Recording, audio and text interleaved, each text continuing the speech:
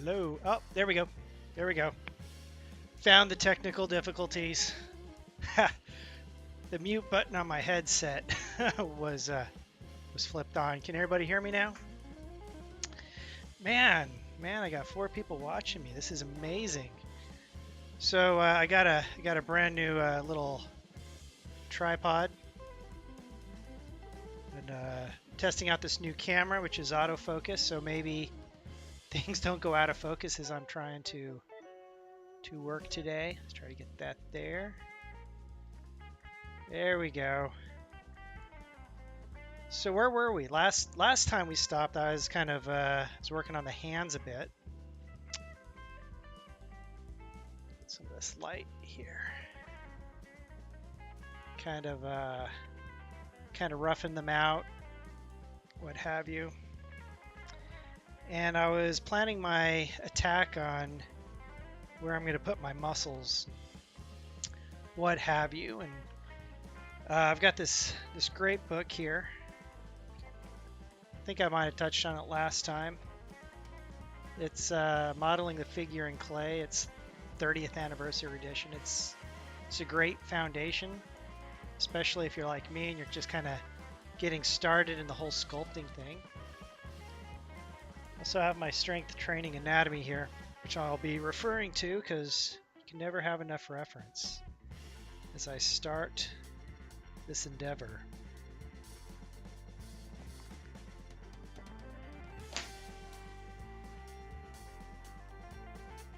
The pink werewolf, yes. I'm happy you like sculpting.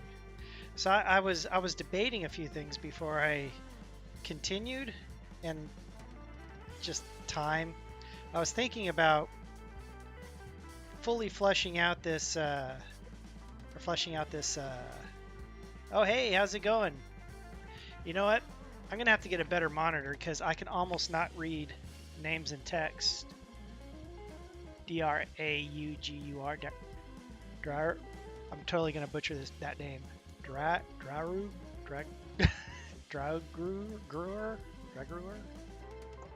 I'm sorry. It's just, I'm really bad at that. Drager. Ah, I got you. Yeah. So, yeah, I was thinking about fleshing this out, baking it down, because this is a polymer clay, and then sculpting muscle on top of something that's baked down. But I don't know. Then you have the problem of getting the new clay to stick to the baked clay. So it's from Dungeons and Dragons. Yes.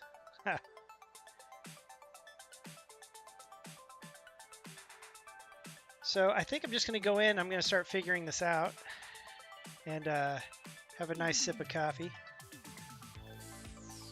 while I go about doing this. Just trying to figure it out.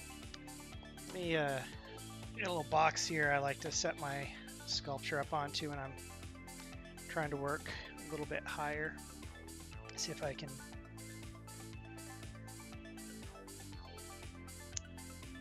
this to look up here like so.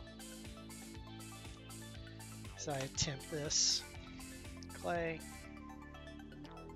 So I'm using Super Sculpey. It's my own blend of medium and firm, which is medium is like super soft, and firm is like super crumbly. So let's see here, kind of going off this book.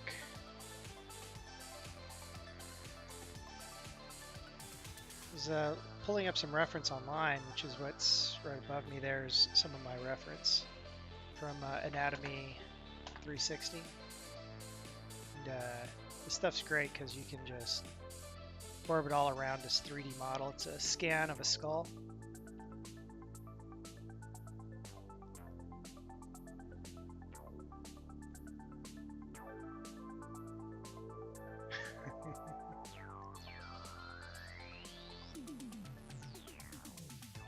Oh yes, I got a heart on my hand. Yes, I do.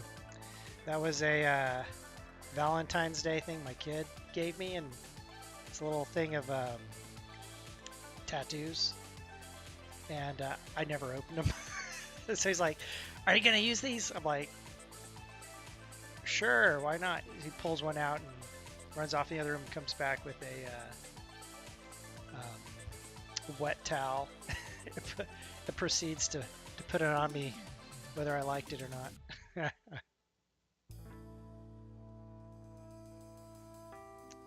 Let's see, how can I do this here so you guys can see this?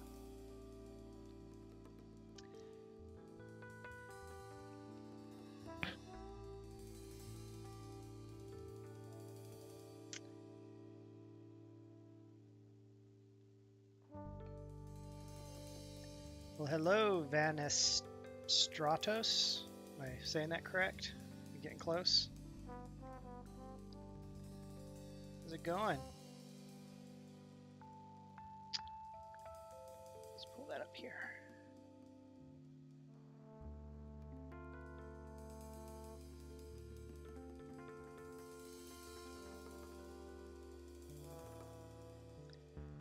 So my anatomy study that I'm doing, for those of you who may not be up to date, I am going to do half of this. Half of this is going to be muscle, and the other half is just going to stay skeleton. What are you watching? Well, welcome to Brewhouse Art Studio. This is a place where I like to do everything, and on Sundays I tend to sculpt. So I'm doing this little sculpture of this anatomy study I'm doing. I'm trying to get better at muscles and joints, and I'm new at sculpting. So I'm just, this is what I did when I started illustrating. You can see some of my little sketchbook stuff like right down there. Some of it's pretty old, but you know, you start with the foundation and you build up from there. And that's what I'm doing. I'm starting with the foundation and I'm building up from there.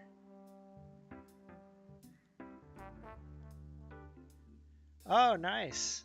My art style's like yours, huh? That's cool. Yeah, I don't get a chance to illustrate all that much anymore, but I should. I've been thinking about maybe doing some illustrating here on Twitch.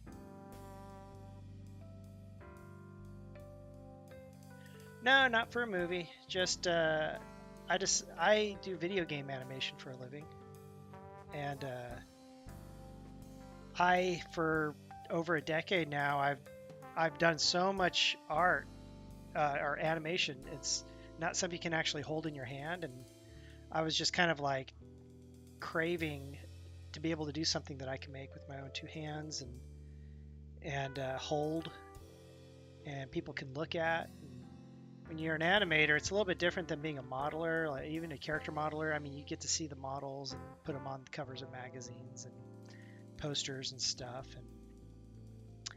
and it's fun, but it's awesome.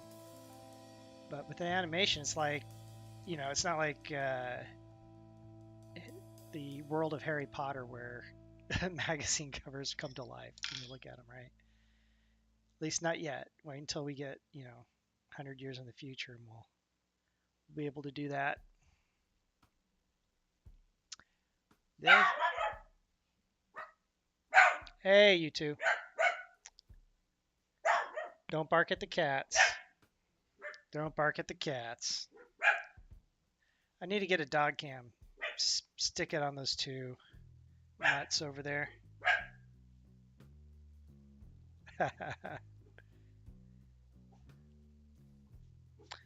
So I'm kind of like, part of studying this anatomy is understanding what the different muscles do, and I found a site that was describing these specific muscles on the inside of the leg, and what I'm gathering is the way that they actually attach to the back of the femur, and when they contract, it'll actually rotate the femur out in that direction. Oh, and by the way, if this is blurry, yell, "It's blurry," and I will manually focus my camera to make sure that things are as clear as I can get them. But yeah, I believe, from what I understand, it hooks onto the back of the leg and comes up and attaches kind of onto the around the front of the pelvis. And when they contract it, it helps rotate the leg out, points the knee outwards. At least that's what I gather.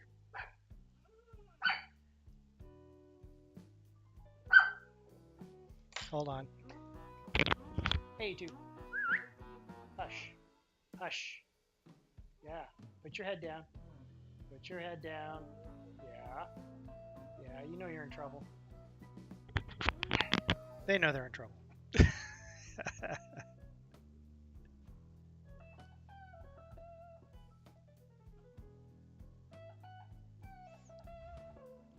So this is exciting. I've been dying to get to the muscle part of this sculpt for a while. So I think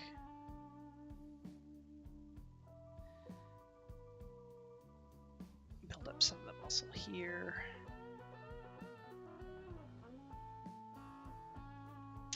I should angle this up a little bit. So this is a new little tripod that I got. I literally got this, came in Amazon Prime today. So I apologize if I fumble around a little bit.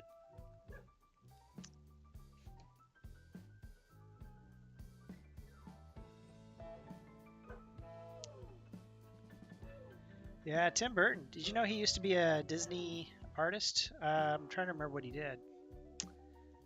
I don't think it was animation. I think he did background paintings and that sort of stuff, like all the stuff that you see in the background. I'd have to look that up. I bet somebody can fact check me on that one and school me on how I messed it up.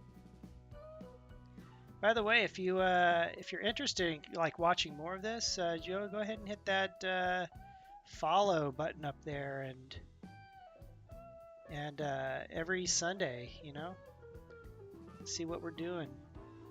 I think, like I said, I think I might do some illustration one day a week, just for an hour or two.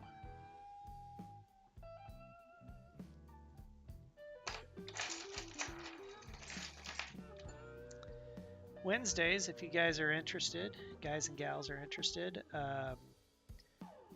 I talk animation, and I've been doing motion capture and demonstrations and talking about how to get motion capture onto characters and into game.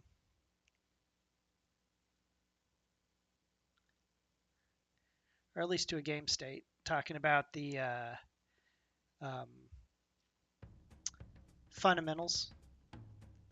Game animation is very different than cinematic animation for movies and television and stuff, so I talk about that,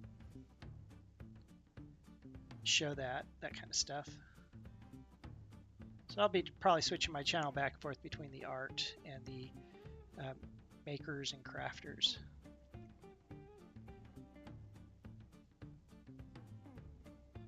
I feel like that muscle's looking quite like it should. I think I'm missing a little bit of material. So some of the things that I'm learning as I learn sculpting here is you're pushing the clay around to get it to where you want it to be, but it's also a lot of, you know, adding and subtracting. So if something's not quite right, like you can't get it right, you probably need to either add a little bit of material or cut a little material out, because if there's too much material, you start pushing it around, you're just putting it somewhere else, and that's not good.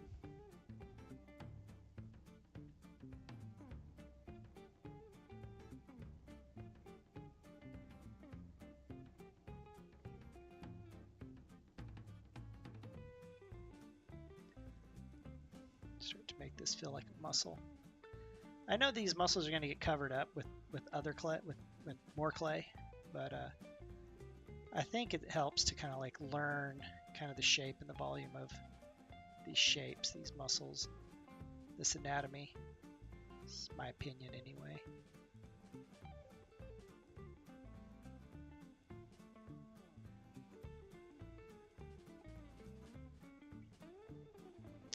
Spin this guy around and see what we see. Yeah, let's get this attached to the back of the leg.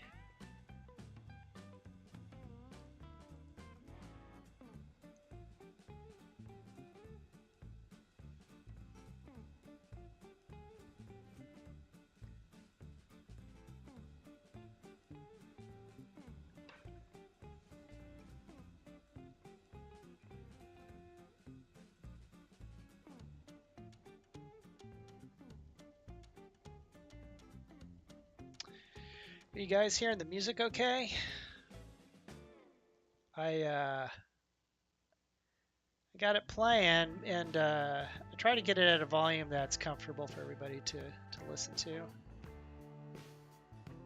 Cool.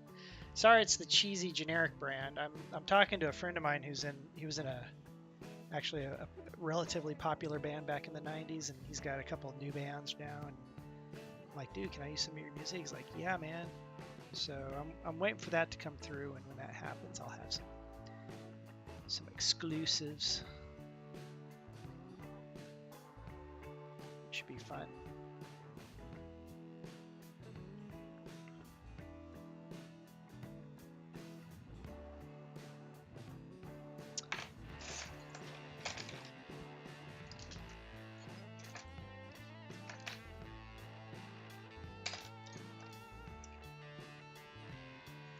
I like these little tools with hooks because I've discovered it makes it really easy to kind of like get around here and kind of get at these hard to get angles.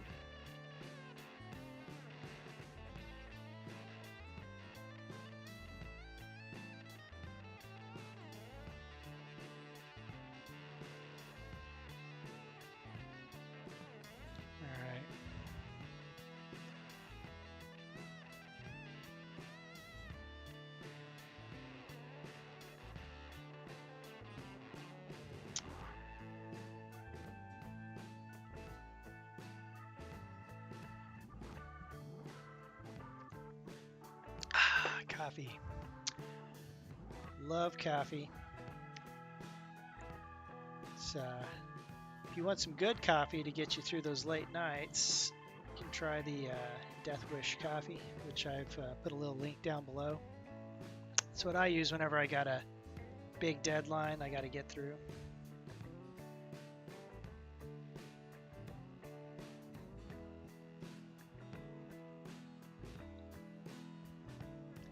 Keeps you up all night and helps you get to work the next day.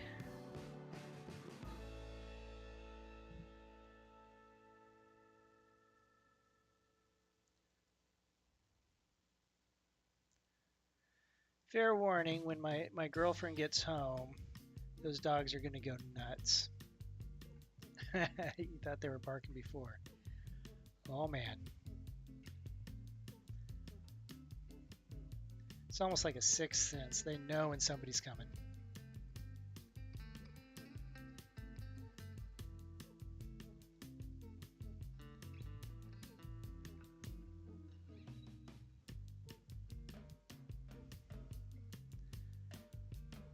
All right. Oh, then they start attaching the hamstrings, which are in the back, which that book doesn't give like super good images of what that looks like. So I'll open up my strength training anatomy book and kind of look at what they do.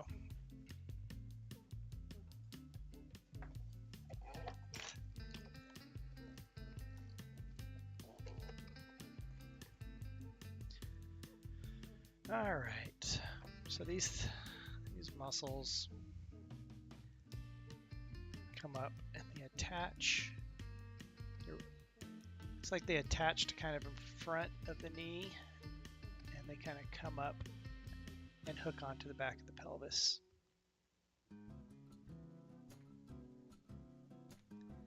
That's what it looks like to me. So, let's see here.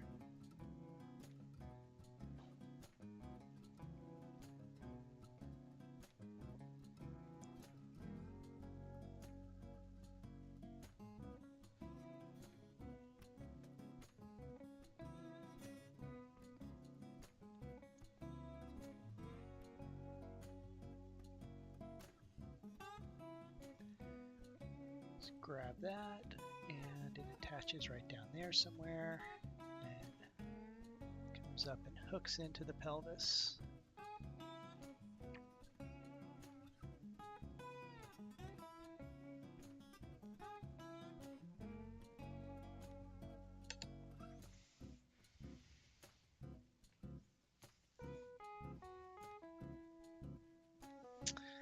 Now I'm kind of curious what it looks like when it's wrapping around that knee.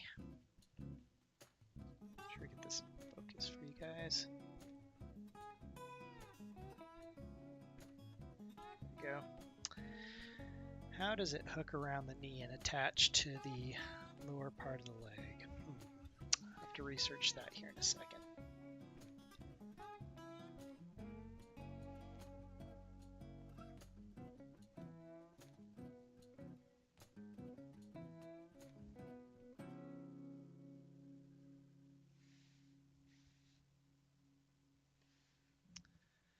Try not to get my big sausage fingers in the way.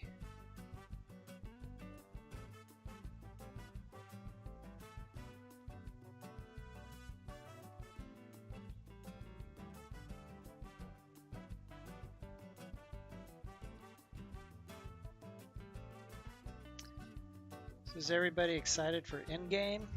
It's going to be coming out? Or is it already out? I don't know, I've lost track of time. I've been so busy.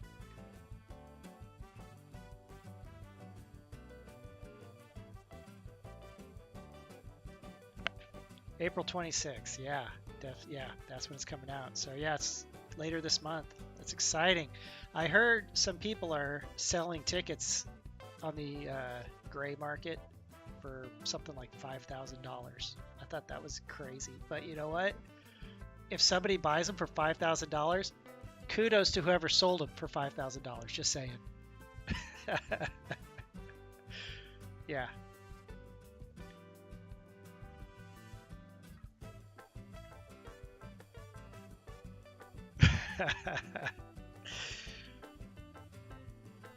You know, it's better than selling somebody an empty Xbox on eBay, a box. An empty Xbox box or an empty PlayStation, 4 box on eBay. At least they're actually getting tickets to the movie, right?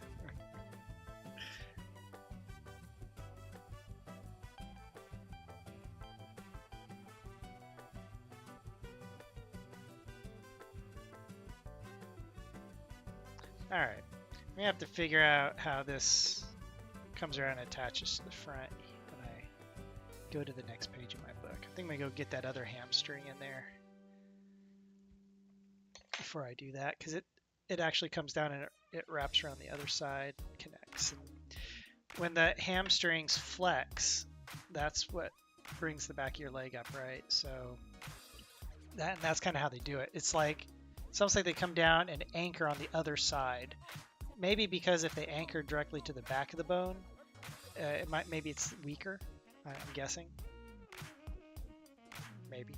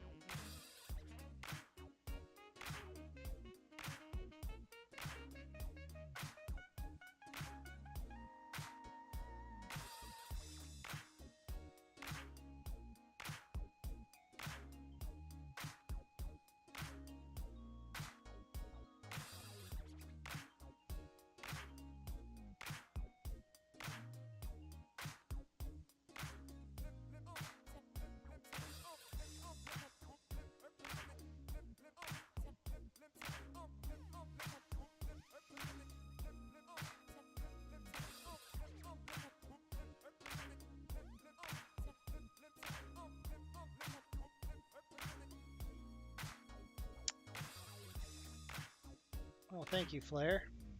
Appreciate that.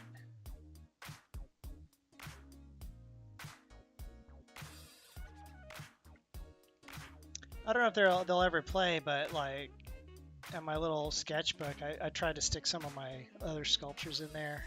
My two other sculptures that I've done. They might cycle through at some point, maybe. Oh, I'm using it's a combination of Super Sculpey Firm and Super Sculpey Medium, and Super Sculpey Medium is actually a mix of Firm and just regular Super Sculpey, but it's like super soft and really difficult to work with at a small scale like this. But Firm is too hard, so it's kind of my own mix. It bakes the same.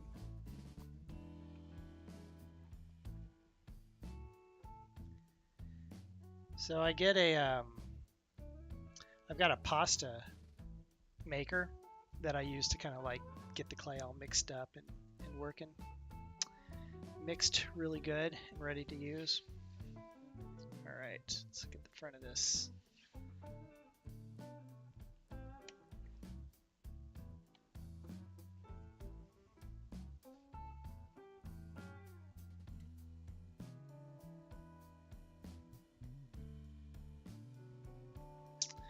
Roughing it out.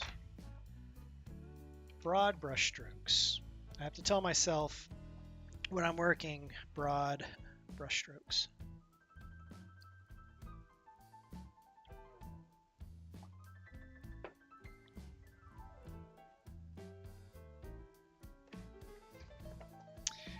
Yeah, Firm. I should probably try Firm again. It was just a little too crumbly. At least the batch I got was a little too crumbly.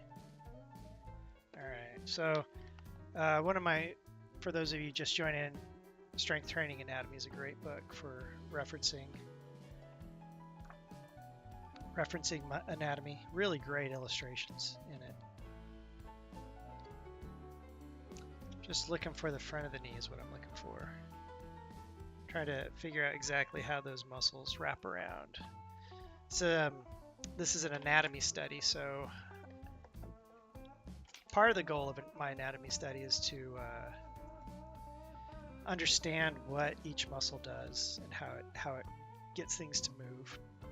And the Strength Training Anatomy book's really good because it highlights the muscles that get used whenever you're working out. If you're working out your legs during certain exercises, it shows you these are the muscles. And it's such a great reference.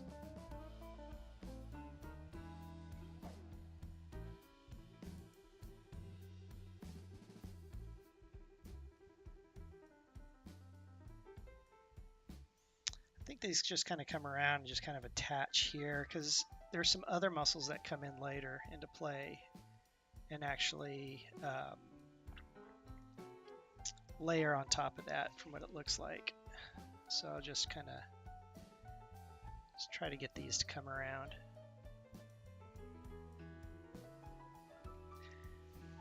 I have to say this small scale that I'm working at is quite challenging. I think the next sculpt I do is going to be much bigger.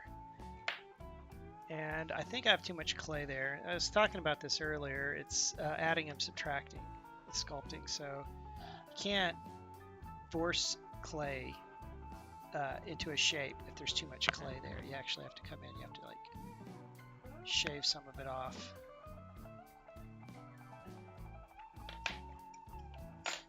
Otherwise, you're just pushing a blob of clay around, right?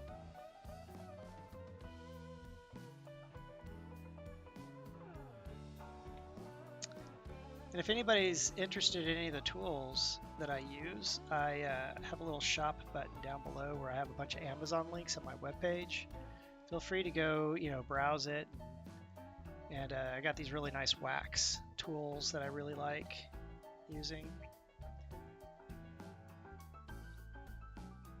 I know certain clays like Monster Clay, which is a wax and oil based clay. You know, there's wax in there. And these tools work pretty well on it.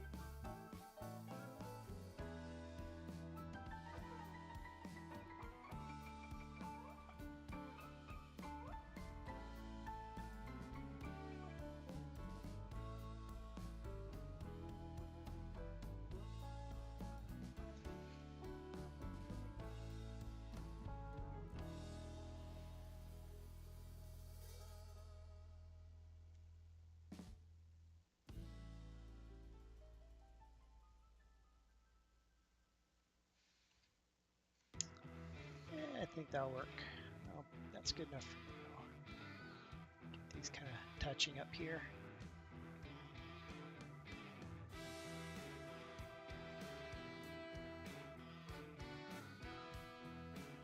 All right, what's next?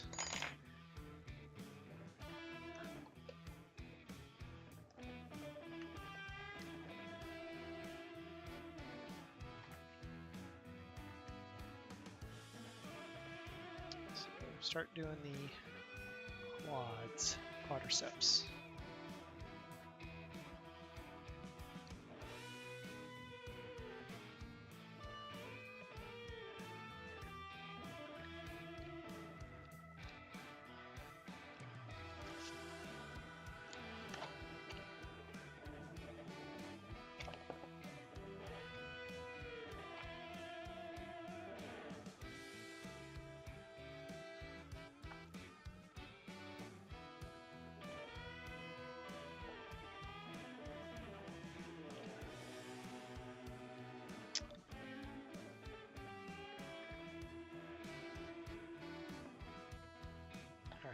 That's a good page.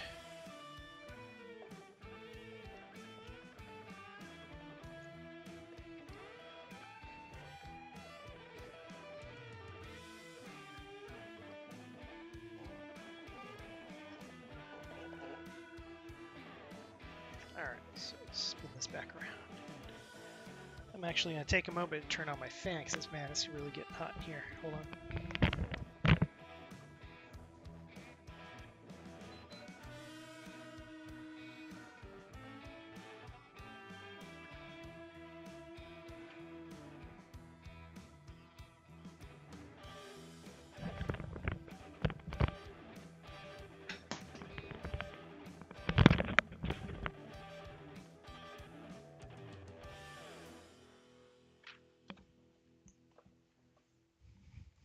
All right, let's focus.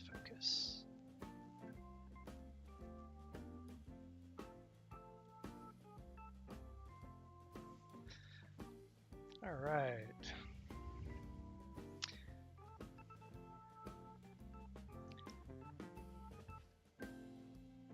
That's better. Get some air circulating.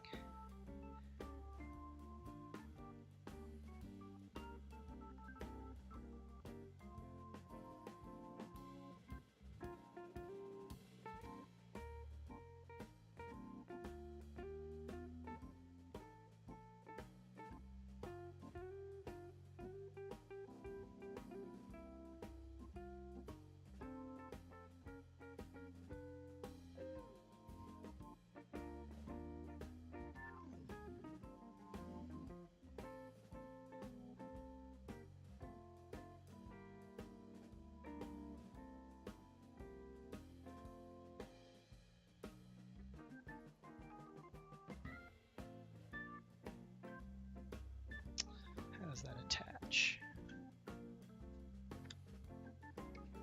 I think I need a second book stand when I do this kind of stuff.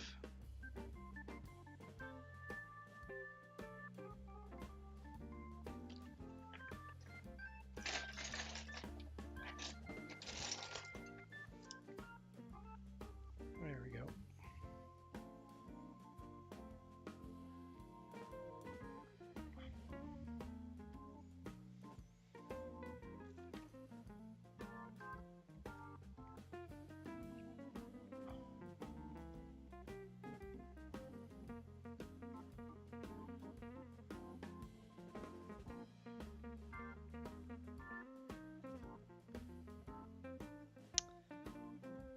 Interesting. So this kind of comes up and actually tucks behind this femur. At least that's how it looks here. I guess it attaches right there somewhere, kind of woven in the web of those other joint or those other muscles.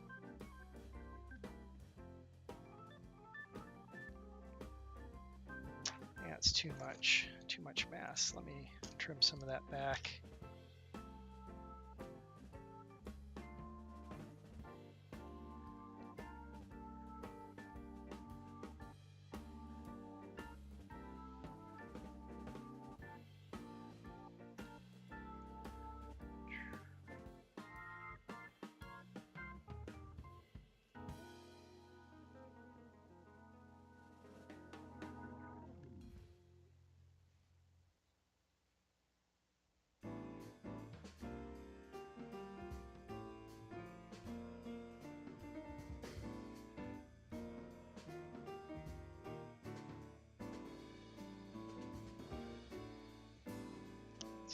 Better.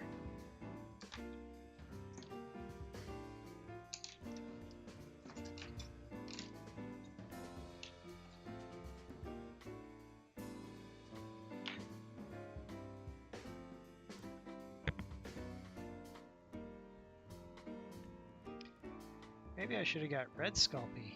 Started doing the muscles in red, huh? I think you'll come across some of those little illustrations down there in my sketchbook where I was doing anatomy studies back when I was drawing a lot, and I would do all the different bits and pieces in different colors. It'd help add separation, and you'd better be able to see what you're looking at.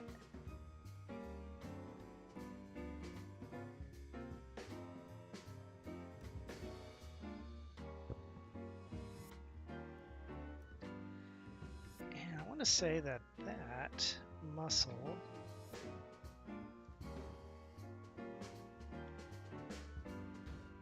almost like it actually tucks in, down, and around that one end of that femur. Pull some of that material away.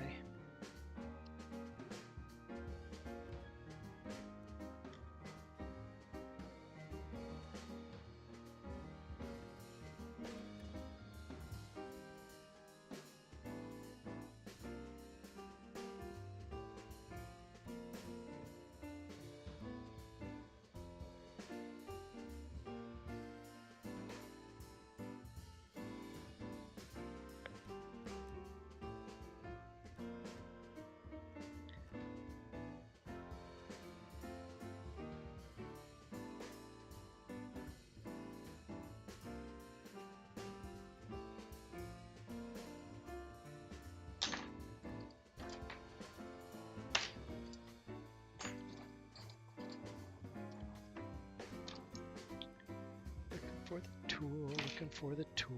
Where's my tools? Right tool for the right job. Has anybody ever heard the old saying? I think it's Bezel's hammer. It's when your only tool is a hammer, and everything looks like a nail. And it's really hard to nail a screw into the wall. Let's say it can't be done. It's just it's quite challenging.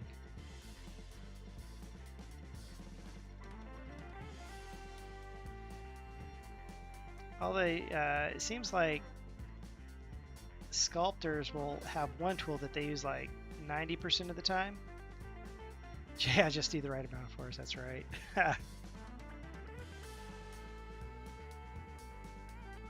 Just needs a little coaxing, right?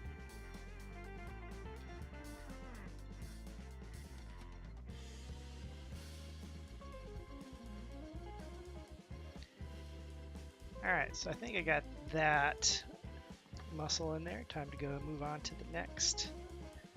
So I've done these other anatomy studies leading up to this. This is one of my first ones. I'm thinking about it. So I've got, where is it? I was doing this his head.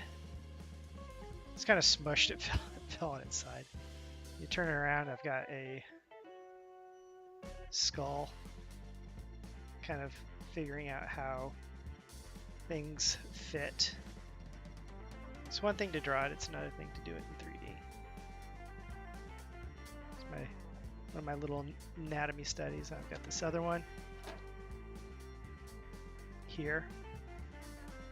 Pull this off. I'll take a little break. That I was working on. I was kind of figuring out muscle and really kind of like learning what I'm doing. And then one day I hear a thumb. My kid was drawing right. Kid was messing around doing sculpting right next to me, and his head had come off. I'm like, all right, how does head come off? And he's like, I don't know. Like, a head just doesn't come off. If you're playing with it, it's gonna come off. He's lost his head. Kid still swears up and down he didn't do it because, you know, kids, it's never their fault.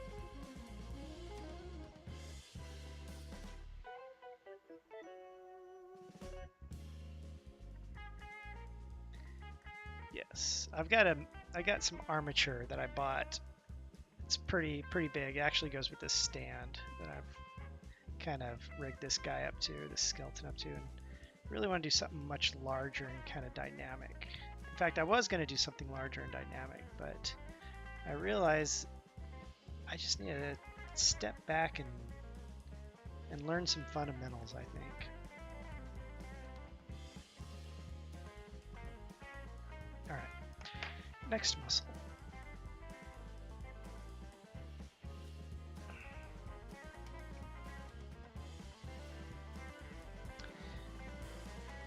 So then it looks like they go for this outside muscle right here, which kind of attaches on and runs up the side of the leg.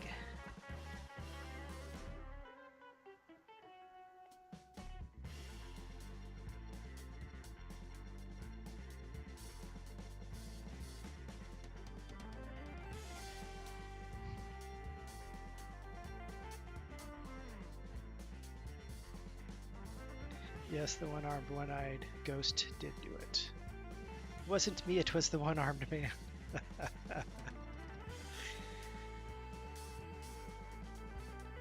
So yeah, it kind of comes up, this kind of attaches into the hip, it looks like.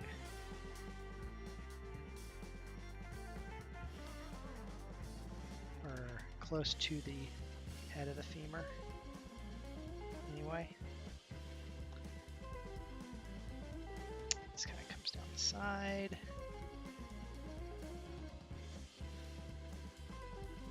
Kind of stops right here.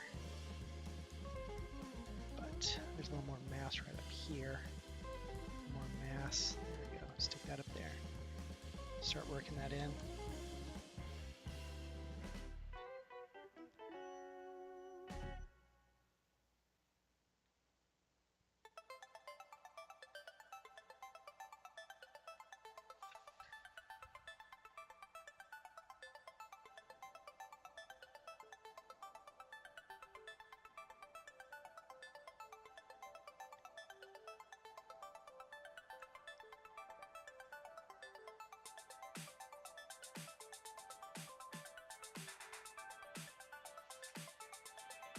Man, you guys rock. I wish if you guys are, I'm not in a, what do you call it, an affiliate yet on Twitch, but I'm working towards it.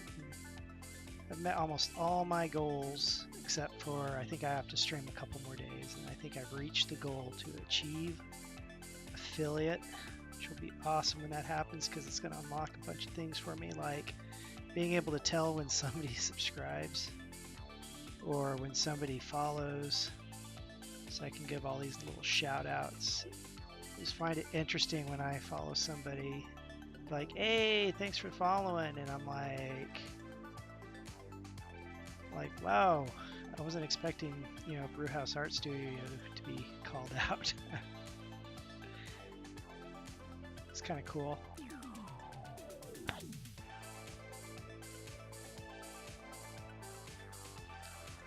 Oh yeah, have you have you come and saw some of the reruns that are up?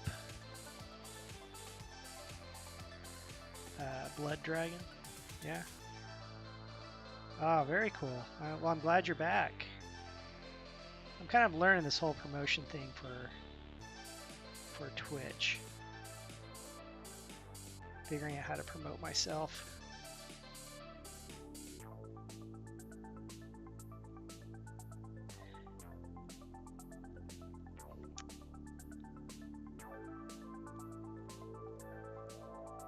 Hey, thanks. Is it Heliat Gaming? Helipod Gaming? Or Hellcat 5P. I need a new monitor. It's like everything's. It's a 1080p television set, is what it is that I'm looking at. My good monitors are actually behind me, hooked up to my computer. So I've run an HDMI cable over here, so I can have a TV to watch while I do this stuff.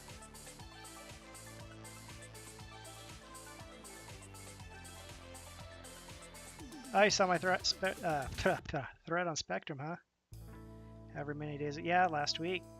One of my teammates, who's probably watching right now, said, "Hey, you should." She's like, "Hey, you should go on Spectrum, and people be interested." I'm like, "Okay." So if you're interested in game animation, Wednesdays is when I'm going to be talking game stuff, and I'm going to be showing next Wednesday motion capture editing.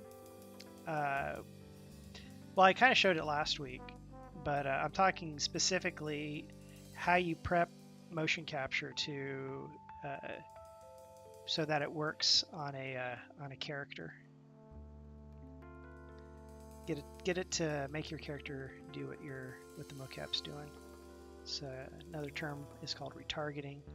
Some people call it solving the data. All right. I don't know if I'm super happy with that muscle, but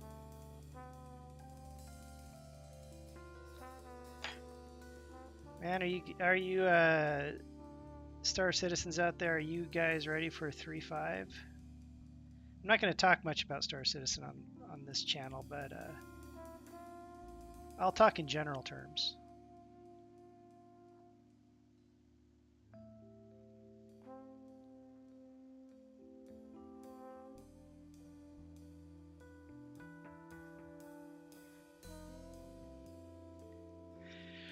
Yeah, I tell you, it's always fun pushing things in at the last minute.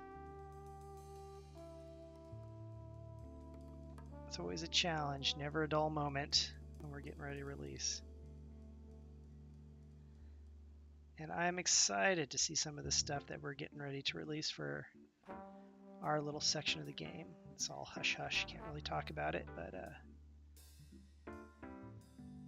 soon.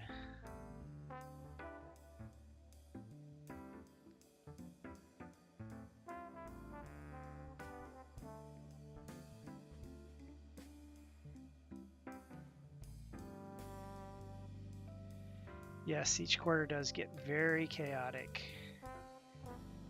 Leading up to CitizenCon was very chaotic for us because it was in Austin, and that's where I'm located. This coffee sure is good. If you want to keep yourself up all night, go down below and click that Death Wish coffee. Strongest ground coffee you can get. Perfect for those all-night gaming sessions. Shameless plug for something.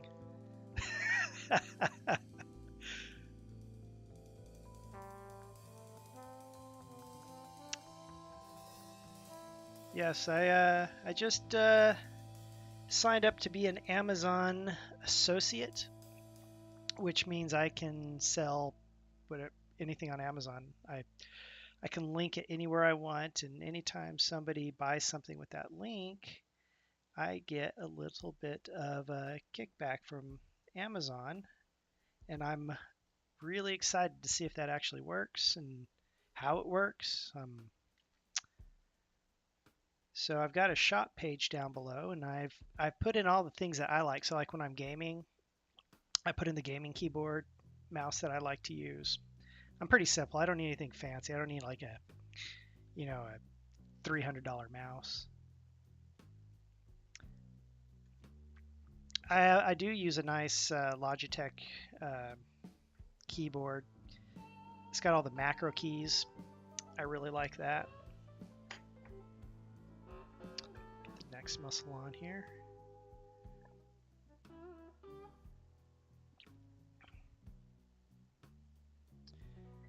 I use the headsets that I use. I love these headsets, these HyperX.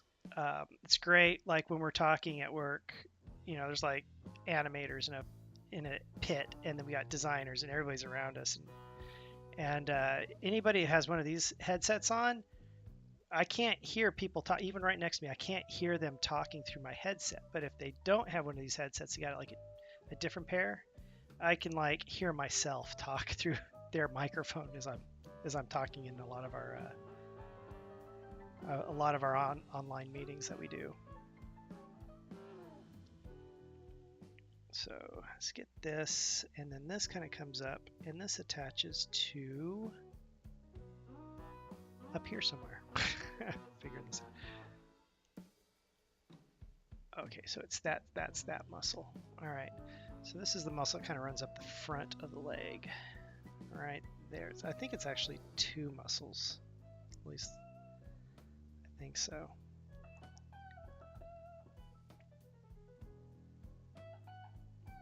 But yeah, I figure,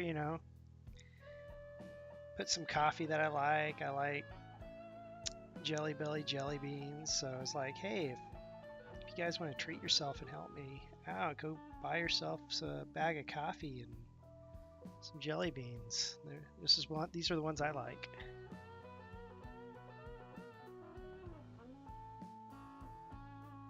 As soon as I become an affiliate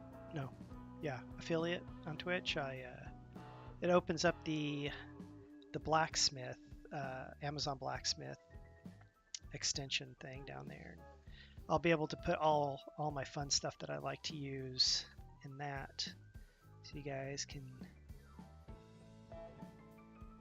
see what I see, use what I use. Get yourself started modeling. These are the clays I use, the tools I use, books I use.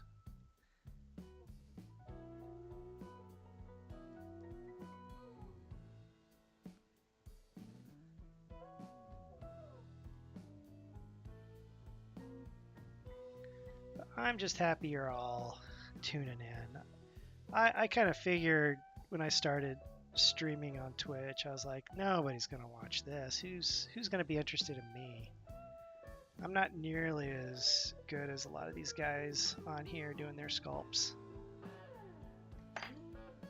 with their fancy setups and their expensive microphones and crazy camera rigs.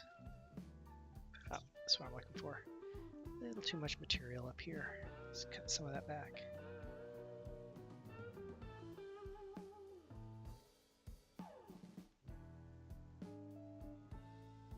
Do I ever use wet tools? Not on polymer.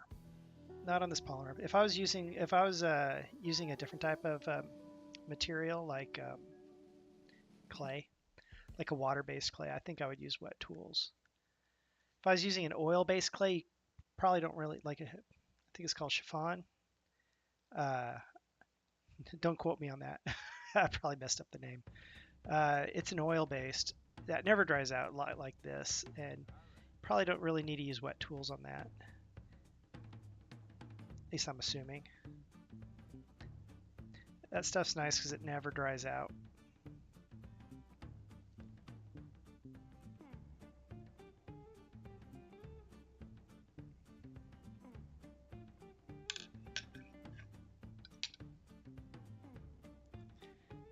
And that's what I like about this stuff, is it never dries out. Although, one of my goals, and I'm going to do it here on Twitch at some point, is I want to learn casting and molding, and I want to learn how to take something that I've sculpted, and I want to learn how to be able to reproduce it. And when that happens, I think I might move over from this stuff and start using monster clay, which has its own set of challenges.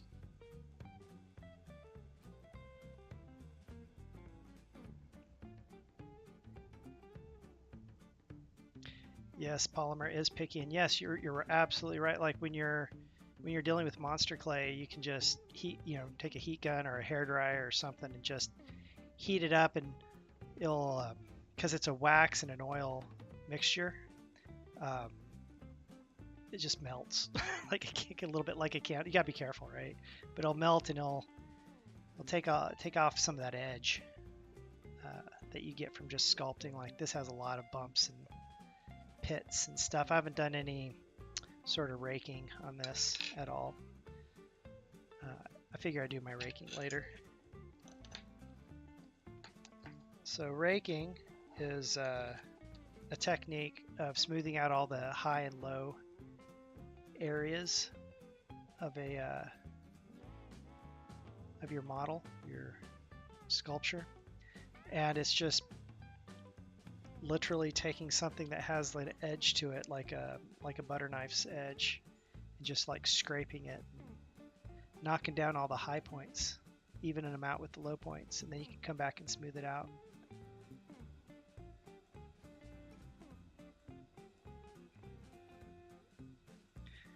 All right, so I got that.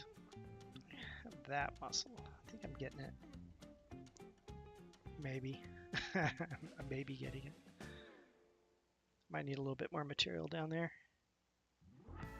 Maybe right here. A little bit more right there.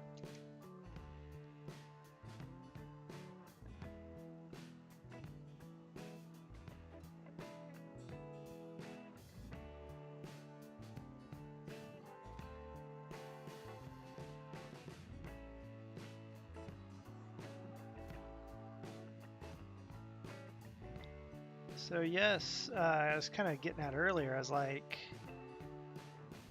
if I haven't called out your name, if you've just started following me, I apologize. I'm learning Twitch, and I need to get that little thing that says notifies me and says, "Ding, so and so's following you."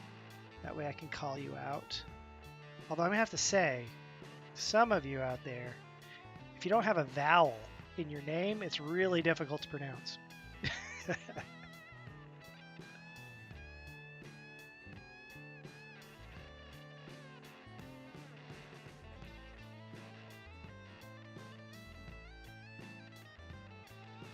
So,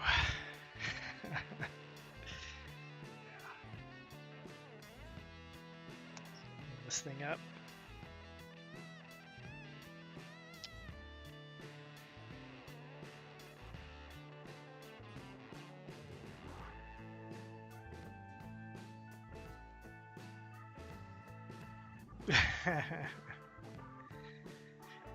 Well, I'm going to actually look at my computer.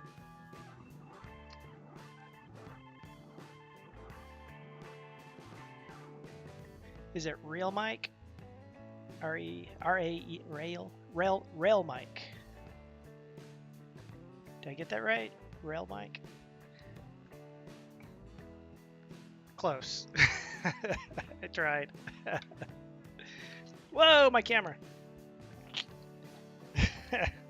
Wrapped around the arm of my chair. All right.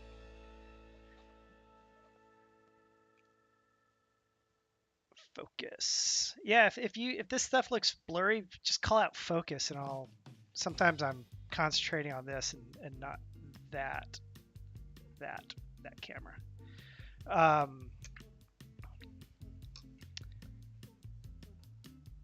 And I'll focus. This is a manual. I'm trying this new camera out. It's a manual focus one, because the other one, which is right there looking at me, autofocuses. So it's like it was constantly like doing a rack and focus between what's in the foreground and what's in the background, and it was just kind of like, focus, come on, focus on this thing I'm working on, and it was kind of a struggle. So that being said, I'm trying this one out. See how it goes. And I've got cat hairs in my clay. Dang cats. One of the cats got up onto my desk. I don't like the cats getting up onto this desk. I tolerate them on my other desk and on the windowsill over here and on the couch and on the bed and the cabinets. But I don't like them on this desk because I don't like having to pick cat hair out of my clay. But you know, cats be cats. All right, so I think I got that muscle down. What is next? Let's see here. Okay, so then we have a muscle that comes from, looks like it comes from here. Let me pull this back down. So it looks like we have a muscle that comes from here and it wraps its way around this way. And I think it attaches, I think it actually comes down and attaches down here somewhere.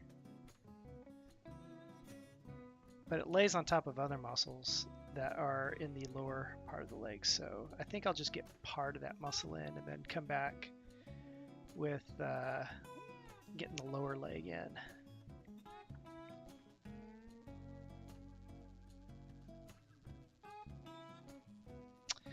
But yeah, thank you for everybody for tuning in and watching this. This is awesome. You guys are awesome. I'll flatten this one out.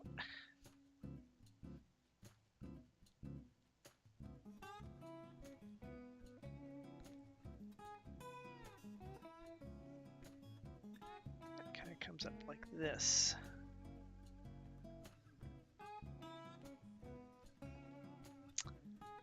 Gotta get a closer look at my book here.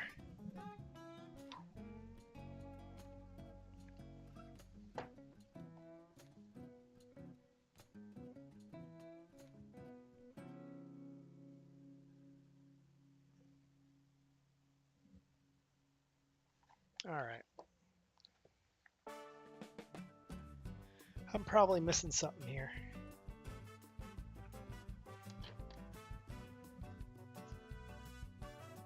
I feel like I'm missing something in here. Like you know, like when you're building something out of Lego and you're like, wait, did I miss a piece? Was I going too fast? I feel like there should be something there. But maybe not. Maybe those are the muscles that I'm thinking of, or I'm looking at.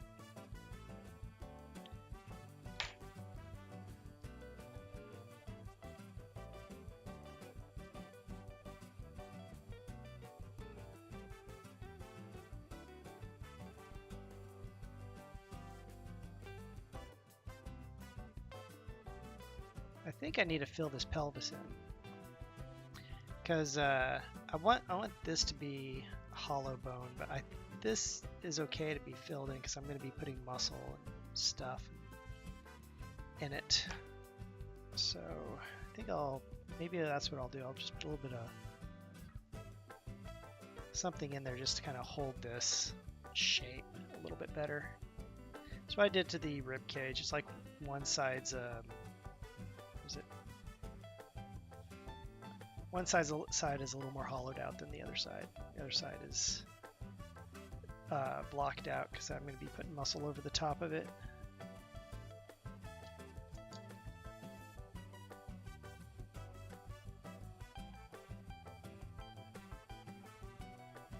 I saw a sculpting school online. Well, I was online and I saw a sculpting school that that's out in Vegas. And it looks amazing, and they have industry guys from ILM and other places teaching how they do this sculpting, and I'd love to go to it if I could ever find the money and the time. But that's the challenge, right? It's money and time.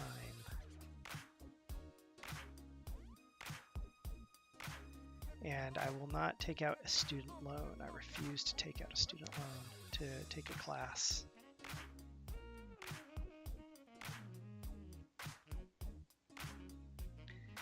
If I want it, I will save up for it and I will buy it outright, which is what I've learned. But I guess I have the advantage of being a professional and in the industry that I'm in, that I'm not going to be leaving this industry anytime soon, if I can help it. For those of you just joining in, I make video games for a living. It's an animator.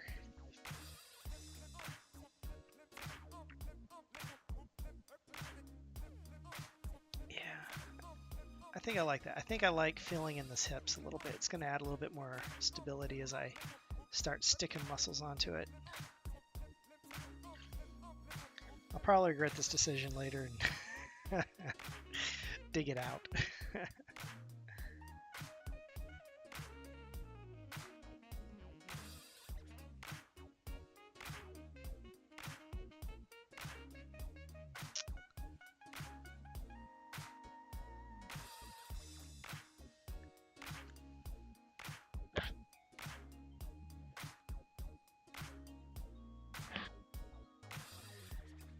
So do you all have some favorite sculptors or artists that you guys you like to look at, and who have inspired you?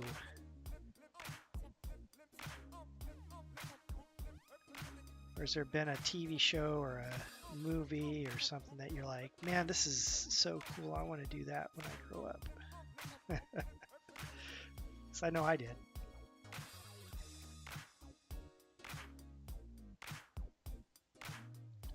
So Dali is in Salvador Dali.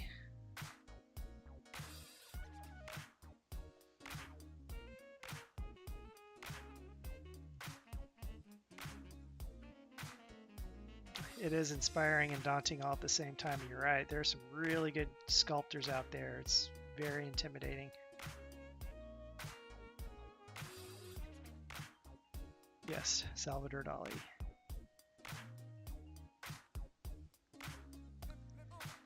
So I got a funny story, and I'm going to apologize to anybody who's like a big Monet fan. But back when I was a young kid and didn't know anything, I was in college, and I had an assignment. My assignment was Monet, and I was not a Monet fan by any stretch of the imagination. I Dali or just Picasso or anybody really other than Monet. Just there's nothing about Monet at that time that really inspired me or made me go, ooh, ah. So the teacher said his stipulation was, you can't say I really, really, because it had to be so many words long. I forget how many words, but it's like,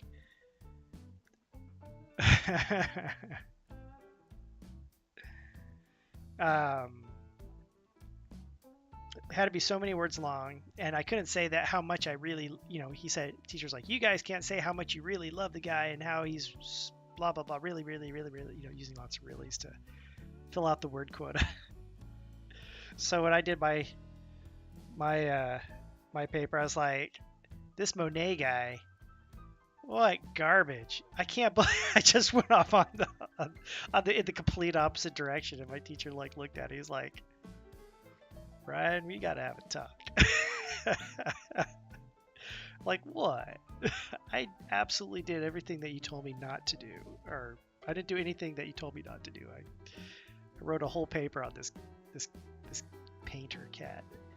I think Monet is very good now that I'm older, and his artwork looks amazing in doctors' offices.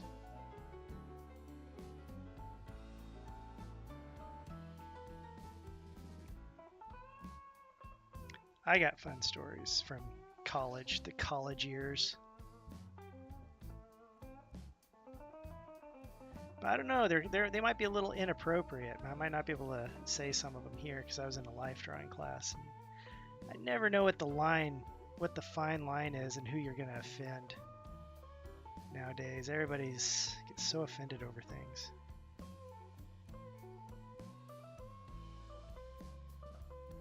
Even when you're not intending them to be offensive. But when I went into college from high school, I signed up for all my classes, and I went and I talked to whoever. I forget. It's been so long ago.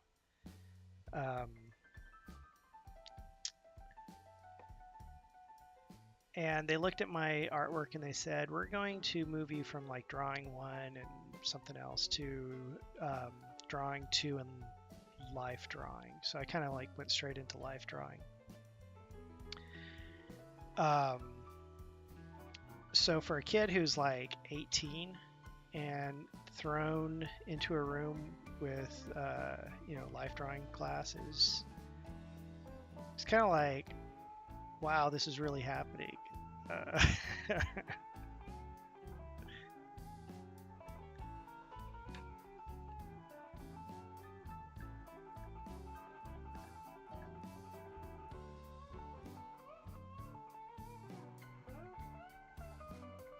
I always like having a little piece of clay I can use to, like, if I ever scrape clay off, I can daub the clay on there and it sticks, gets it off my tool.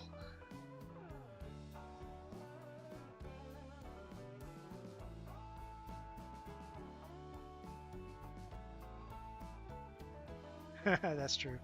My opinion is, if you don't like what somebody's saying, you just turn the channel, right? Nobody says you have to listen to that person.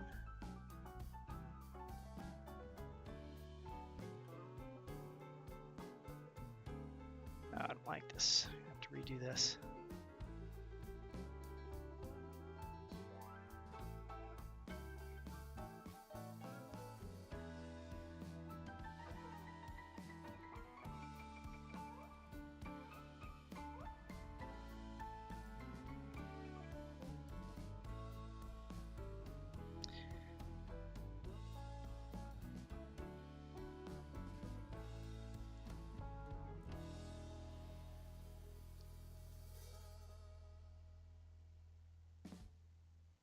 There we go. Pull that off. I think I'm gonna leave this little bit hanging on there as this kind of comes across.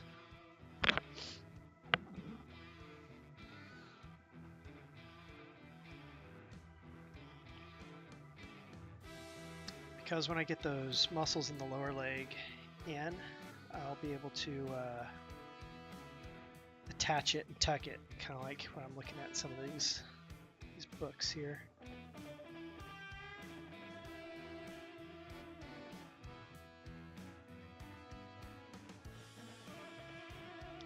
To me, it looks like a hot mess.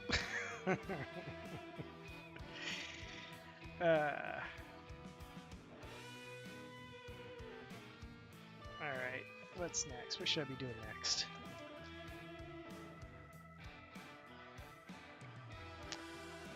I think they're putting in the glutes next.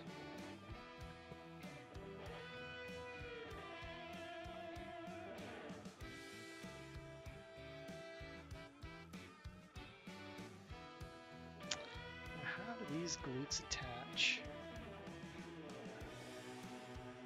Let's see what this book says.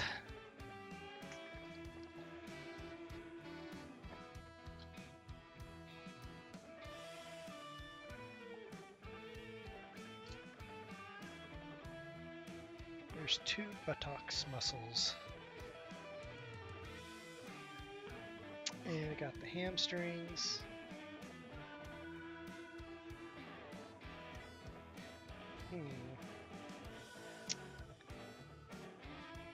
Hamstrings, and those are in, and then it's just taking the buttocks and sculpting that in.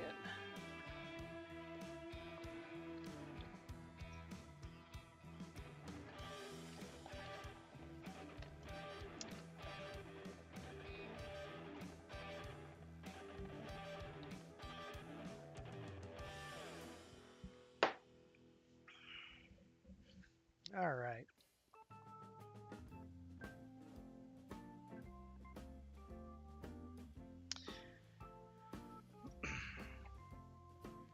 So it's this book is informational because it's like these are how you layer the muscles in. And then this book is good because it's like, where is it? This book is good because you can clearly see the shape of the muscles and how it flows, or it's supposed to flow.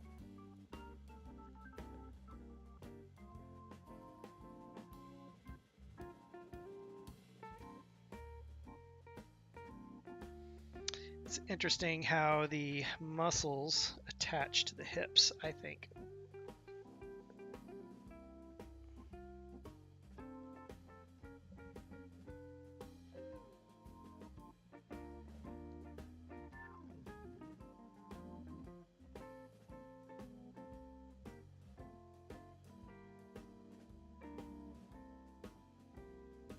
So it looks like you kind of have this shape to it. Have I ever sculpted without a book? Yes, that's when I made this little thing right here. And the other little anatomy study I did. This guy who keeps losing his head. Yeah, no book. Just trying to remember my training as an illustrator. I did a sculpture. Well, let me phrase that. Let me step back a second. I did the skull, and I was like, I think I can do better. So this reference that I have right up here of this skull is this is a great tool. It's from anatomy360.info, I think is the website, and they 3D scan people. They happen to have a free skull. If you can download some free by like giving them a shout out on Facebook. I gave them a shout out on Facebook, and it's $2 for this, I think, this pack. It's a male and a female skull.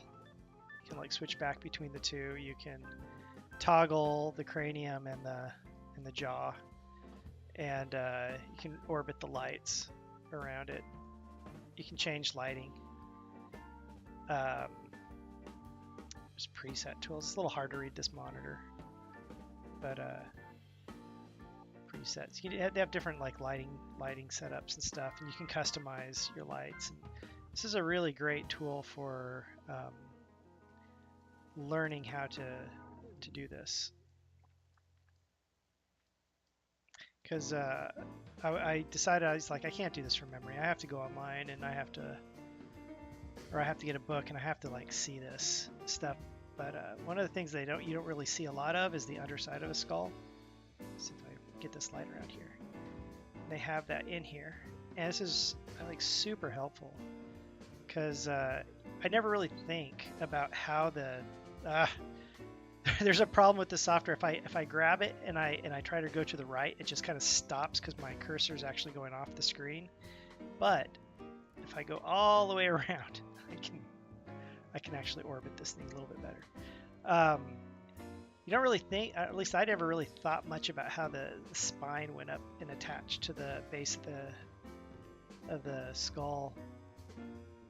And this is just a really, really good tool. But let me reset. Get my lighting back to where it was at. There we go. If I had a keyboard here, it makes it a lot easier because I could just navigate like you do in just about any 3D package or video game. You can just orbit around. I kind of wish they had the whole skeleton. But they have like, models that different poses, and it's just great for illustrating. It's great for sculpting. It's just really good reference.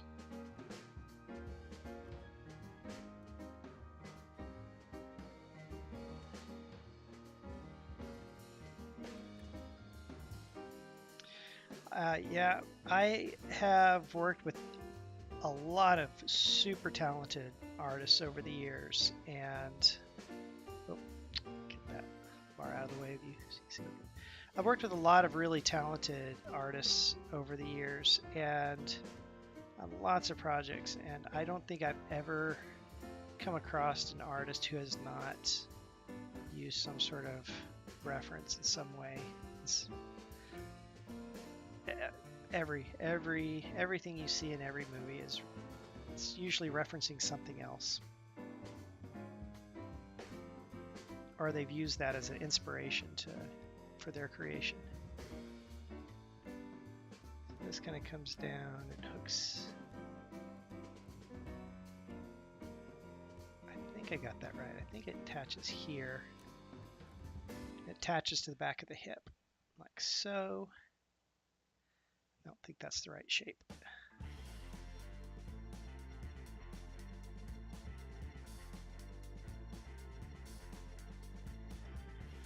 Well, when you're, by the way, if you're an independent contractor, or you do freelance, or you're making money outside of and working for an employer, and you do this kind of stuff, you can literally write off practically everything on your taxes. I mean, movie tickets, video games, magazines, and you name it, you can practically write it off. I mean, talk to your tax guy before you claim it, but as long as you have the receipts and you can justify what you saw as being necessary for the job that you do, you can write it off. If I was to freelance this office that I'm in right now, there's a mathematical equation when you do your taxes that says how much is your mortgage or your rent, how much are your utilities, and it applies that calculation and says, all right, this amount of money you can write off on your taxes as a business expense. Include your car, just all sorts of things you can do. All right, so I want to say that this kind of goes in that direction, but I feel like there's not enough mass in here, like in the backside. Like this muscle's got to be, it's not flat, right? It's got to be a lot thicker.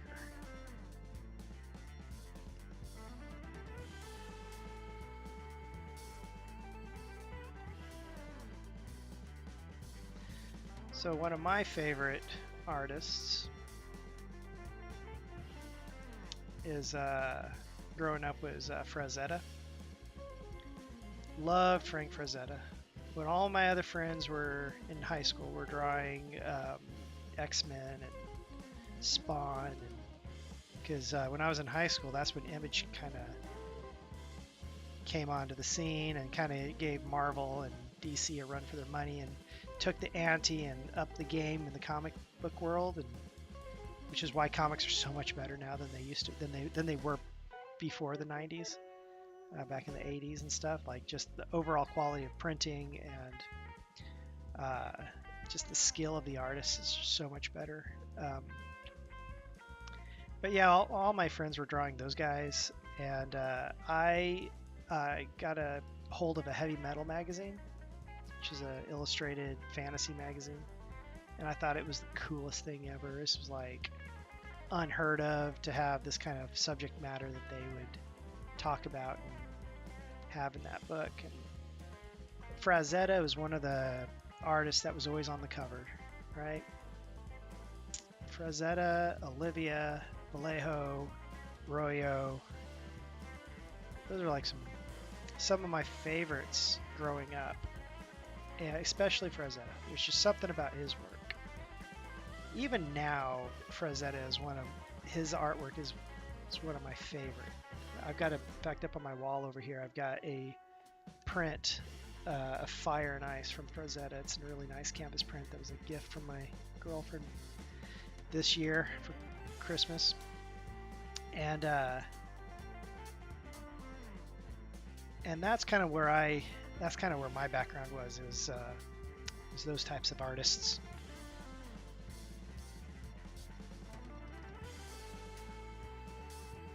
Let's see if I attach that buttocks now. It's looking better. Yeah, he's nice.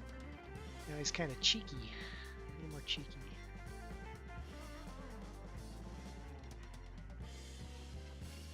See how those muscles So you got one muscle that kind of comes down like this.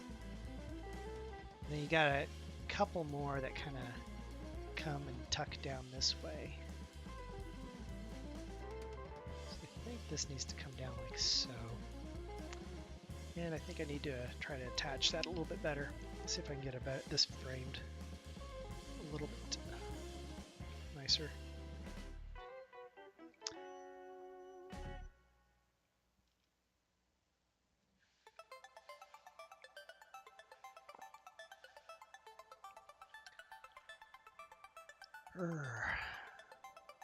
Well, if you guys want to see some of my other sculptures, I only got 2. Not these little practice ones I did, but like ones that I start to finish. If you go to my website, brewhouseartstudio.com, under sculpting, you can see those.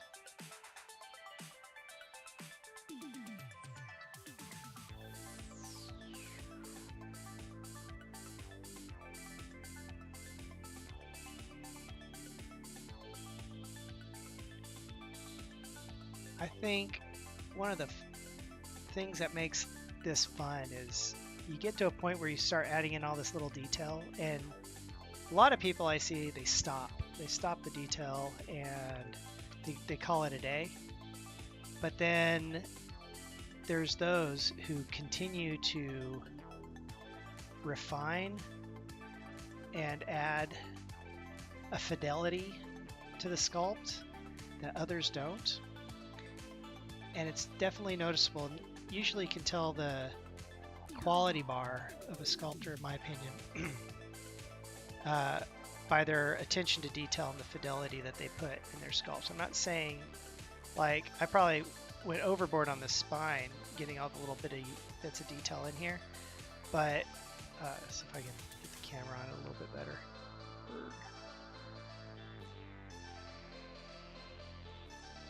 But once you put that fidelity in there, my opinion is it just starts making things pop.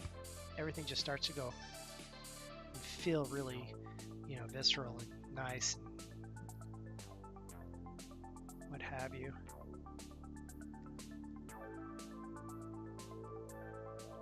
Alright. Get that there. I have to add some more material down there.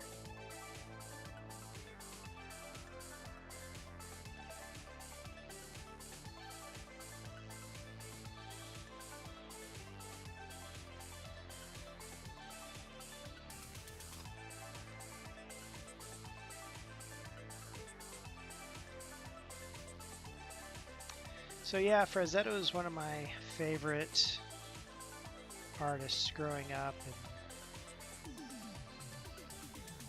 and that's kind of who I looked up to as far as quality. And time went on, and I liked a lot, like I said, I liked a lot of different artists like Royo and Vallejo and Boris Vallejo. Olivia, Let Them Eat Cheesecake. And it got to a point where my eye became a lot better at art and things. And what I noticed was a lot of these artists that I really liked, and particularly Vallejo and Olivia, while technically they're really good, like they know color, they know composition, they know how to paint really, really nice, but they always lacked something. They lacked an emotion and an expression in their artwork that Frazetta always had. Frazetta wasn't the most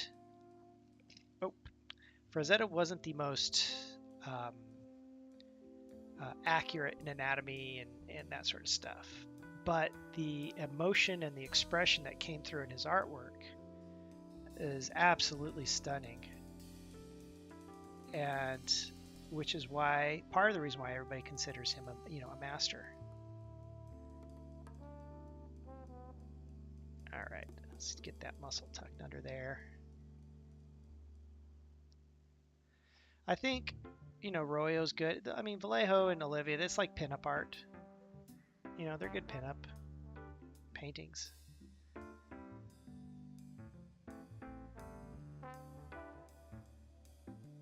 I could see their artwork maybe on the side of a nose art for a spaceship or an airplane or something.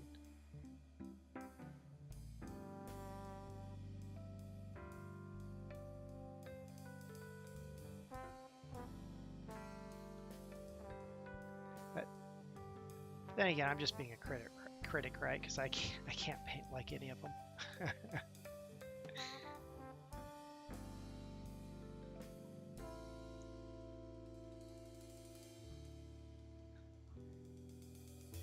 So I was reading one of Frazetta's books, and he was telling a story about when he was trying to make his break into the industry.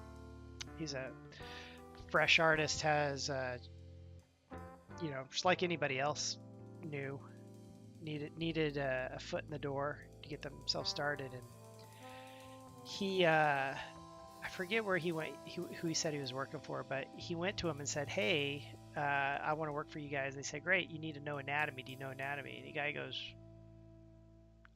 "No, not really." really. They go home and come back, you know, and come back when you know anatomy. So he went home and he read a book and he did studied the anatomy, and he came back the next day and was like, "I know anatomy." They all laughed. They're like, "Sure you do." But I believe they gave him his job anyway, and um, and I forget what publication he was working for at that time. Might have been Conan. I'd have to go back and reread the book.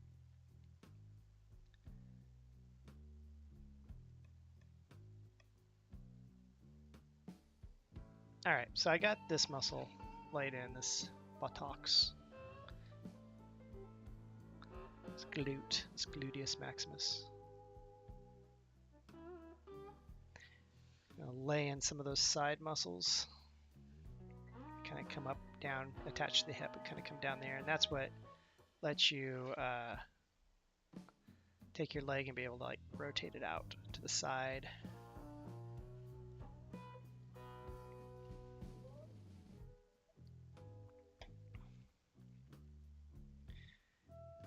Grab some clay here.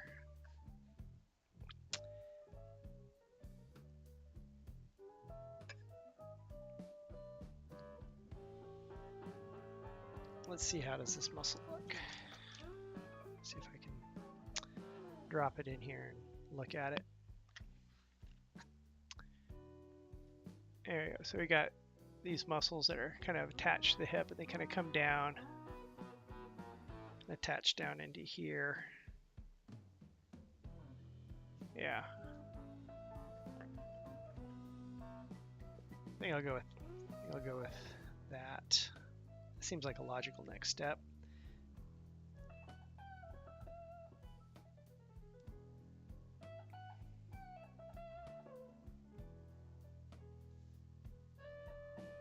Make sure this is focused. There we go. Focused.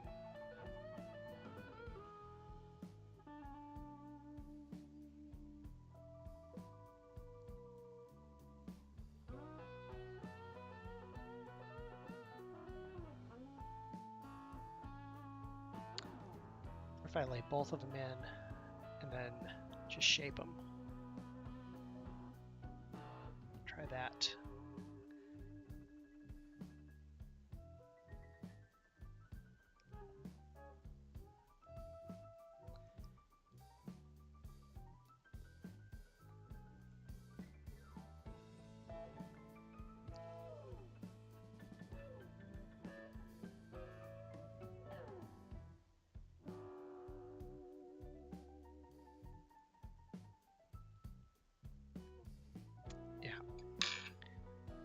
Razor blade and trim a little bit of the fat off.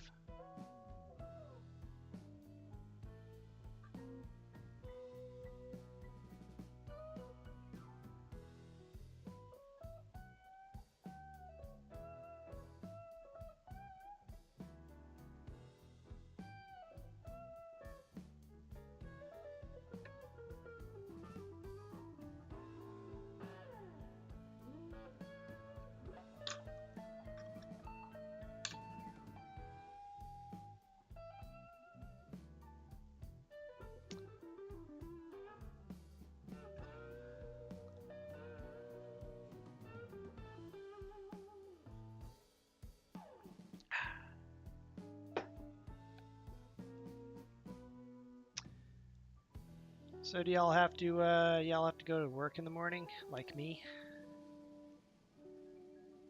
Got to be up at 6 a.m. to get to work, to do everything I need to do and get to work on time.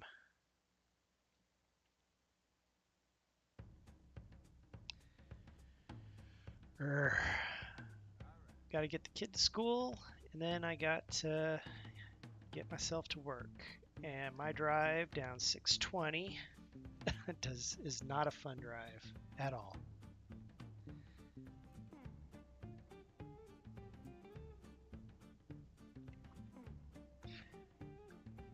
I love my son, but man, I am so ready for the school year to be over and for him to go visit his mom for the summer.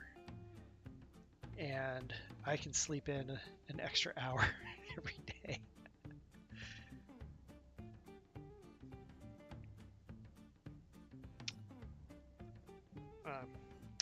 Pull my watch off. It's getting on my nerves.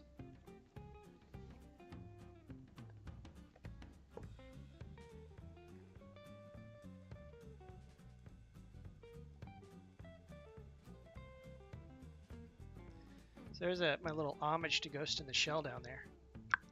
My sketchbook. So one of the actresses I use, and she's in our game, Star Citizen. We used her for a number of things. She is the voice of the Major. So I did that little Ghost in the Shell painting or illustration for her one Christmas a few years back. We all kind of got together and said, hey, we should do this for her. So I did that, and we did an Attack on Titan, because she also voices one of the Attack on Titan characters. I can't remember her name. The character that she plays and her voices, and gave that to her framed with the original. So the original and a nice print where it's all been nice and touched up and photoshopped and whatnot, and cleaned up.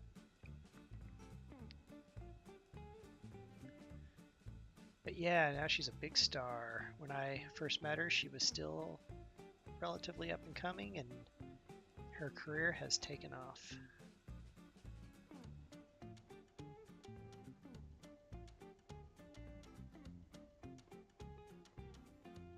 Anime Sculpt, huh? I have to think about it. I feel like there's a lot of anime on Twitch. It seems like almost everybody is doing some sort of anime illustration or drawing or painting or something anime related.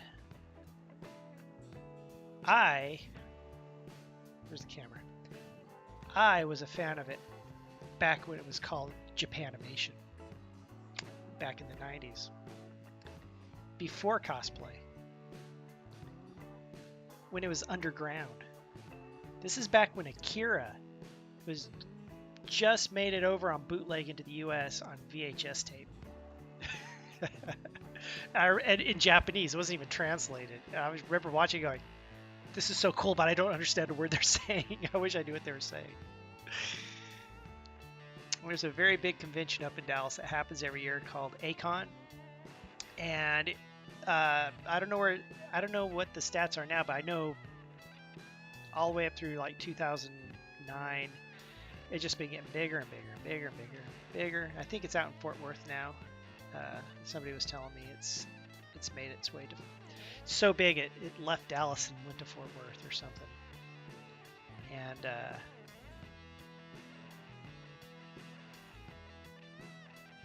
so funny story about A-Kon. Back when it wasn't cosplay, originally it was costume contest, right? And costume contest led to talent contest in costumes, and then that became cosplay. And that's kind of like the evolution as it happened around me of that. And back when it was just it was still a talent show. One of the guys decided to dress up. He covered himself in balloon animals, but they weren't shaped like animals. It's just the balloons, so they're like going off in all these different directions. And he wasn't gonna go up. And everybody's like, "No, man, you need to do this. You need to do this. You need to go up there. Everybody's gonna love it." He went as, see if I get the name right, Yusigiri Odoji, Legend of the Overfiend. And when they announced who he was, everybody just busted out laughing. And well, some people had spent a lot of time on their costumes, and back then they weren't like how they are today with these amazing costumes. They were homemade costumes. Everybody bust out laughing. They cheered. The guy who wasn't going to do it ended up winning first place in that costume contest. That was awesome for him. Good on him.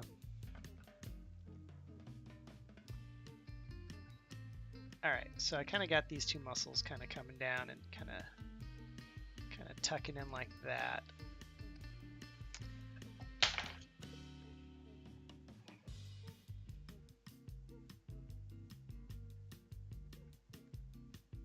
See, but what is the difference between animation and human?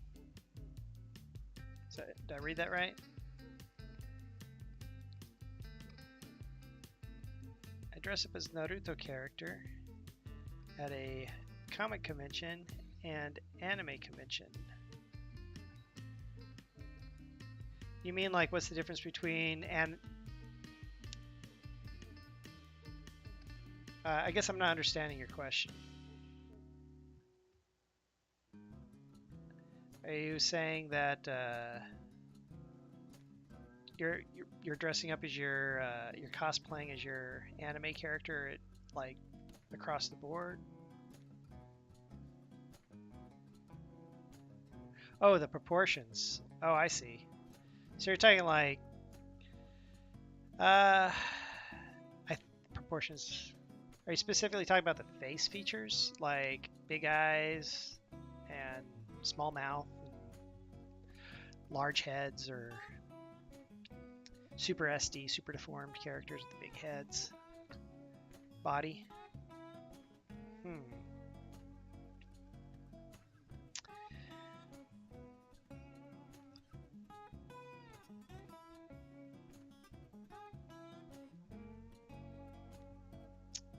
So when you're doing, I don't know if I'm going to answer this correctly. I'm gonna try my best to answer your question. When you're doing character design, there are certain proportions that are more appealing to children than there are to adults, and usually what that proportion is a large head, where an average human is what, 7, 8 heads high. 8 heads if you're like a comic book character, right? And with certain animated characters, it's like 4 heads high or 3 heads high. Or if you're like Dexter from Dexter's Laboratory, like 2 heads high, right? And there's something about that appeals to children.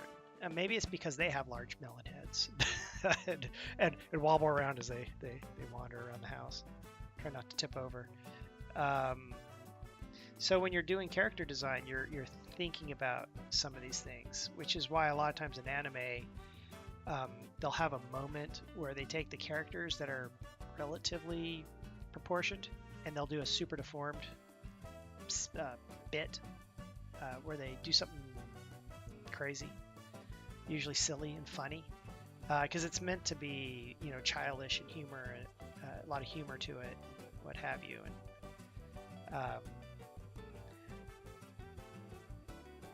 I don't know if I answered the question for you. I'm just trying to think in terms of character design and why one is one way and why one's the other way. Which Naruto character do you dress up as? Because I dressed up as a Naruto character back in the day Naruto first kind of hit the scene.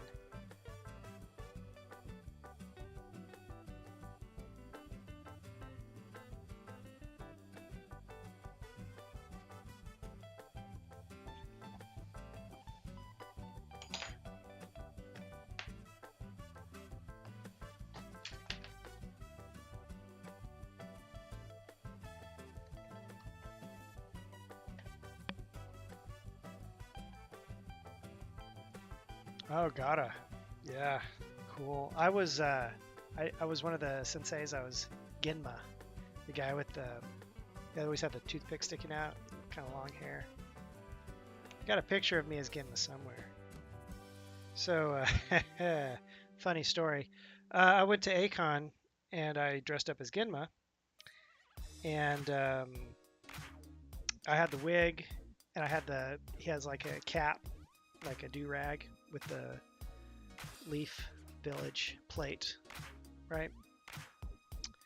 And I'm trying to remember. Do you wear the hat his backwards or not? I'm trying to remember. It's been a while. And I went around and I met people, and we went back up to the hotel room, and we're like chit-chatting and everything. I'm like, okay, I think it's time for me to get out of my costume. And I leave, and I take off the costume. Of course, I take off this hair, which is actually very close to my actual hair color, that character. And I came walking out of the room, and the guy was like, what the? See, he had only ever seen me with that long hair, so for me to come out without that wig on, kind of like, threw him for a loop.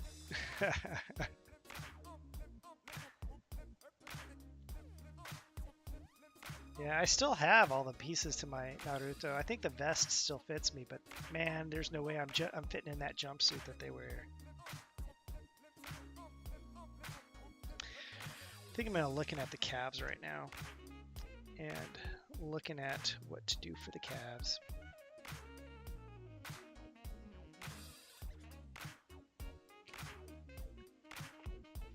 Yep, classic double take. Oh, there's a calf. Found a calf. Found the calves. I probably should have done the calves first, but I didn't. Let me pull up that section of book. I think I'm going to say after this sculpt is done, I'm not going to say I'm going to know everything I need to know about anatomy and sculpting, but I think I'll have a much better idea.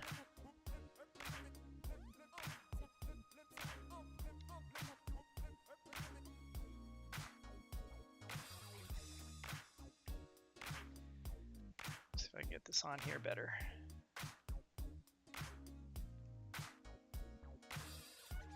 So is that music you guys are listening to, is that getting annoying yet?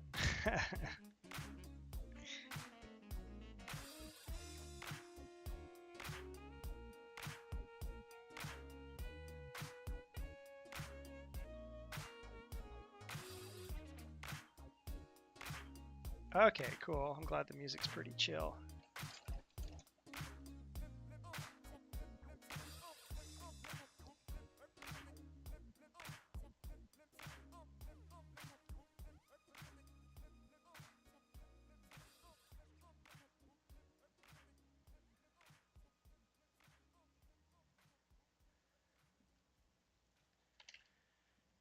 I think when I get some more time, I'll go download a whole bunch more and add it to the playlist so maybe it doesn't repeat so much. I'm assuming it's repeating. I need to figure out how to get that music that I'm playing for you all so that I can hear it as well, because I cannot hear it.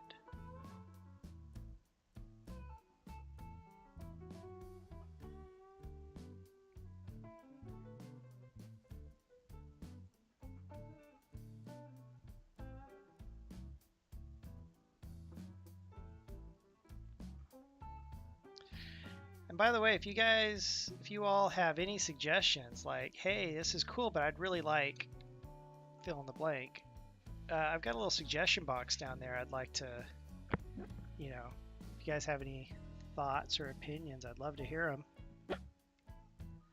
I'm sure I can improve. which actually leads me to criticism, right? Because I have worked with so many artists in the day that have a real hard time being able to take critiques, even constructive criticism. And I know what it's like to get negative feedback. You know, I not just firsthand, but like I've seen it with other people, and they get railed on one way or the other. In fact, I've got a funny story.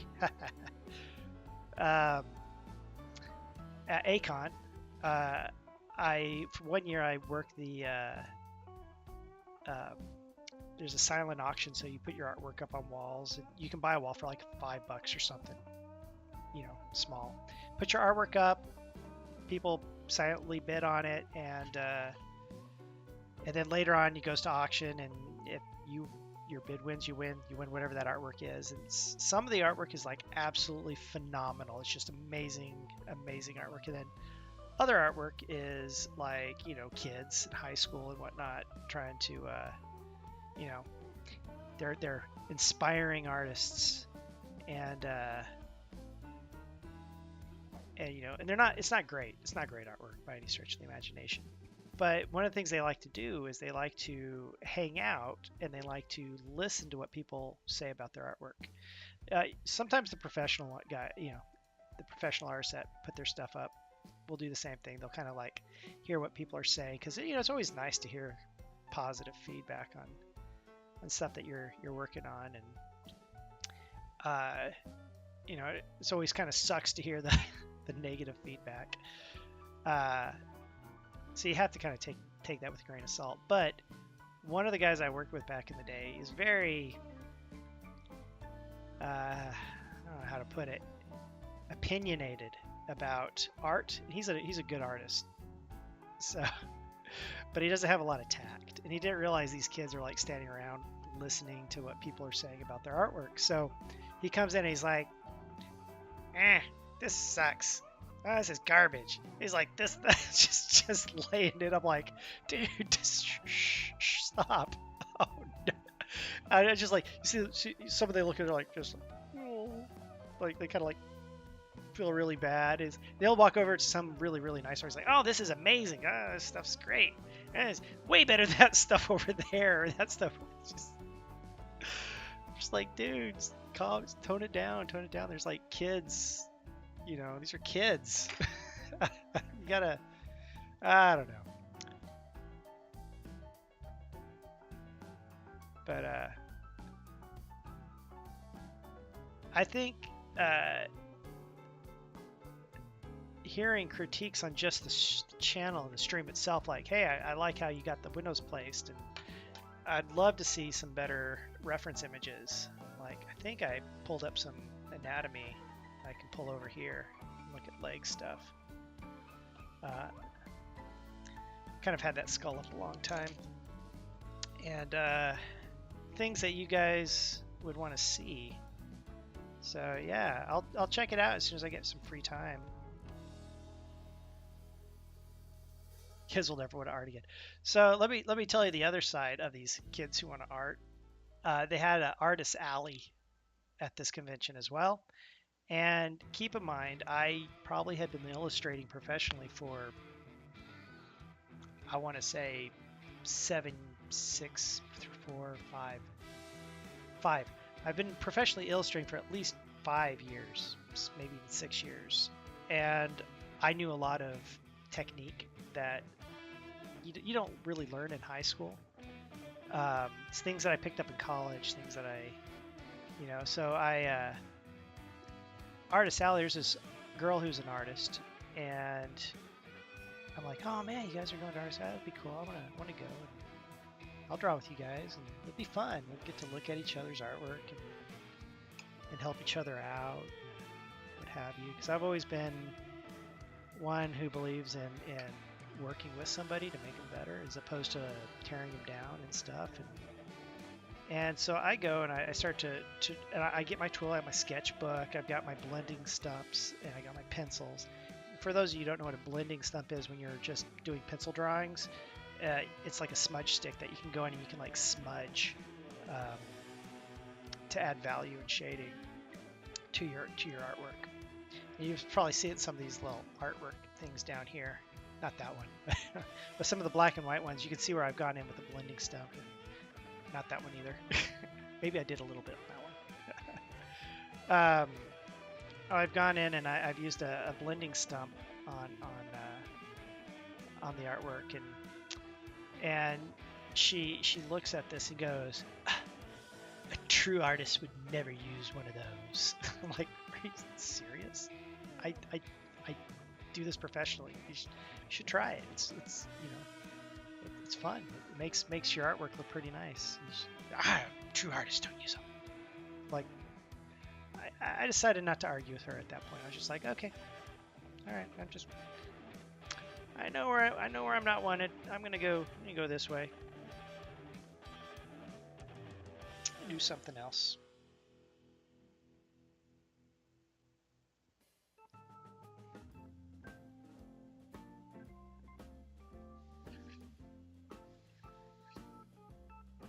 Yeah.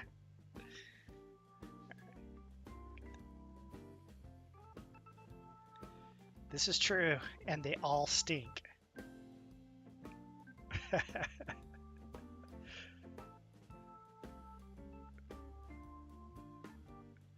I know I'm very opinionated.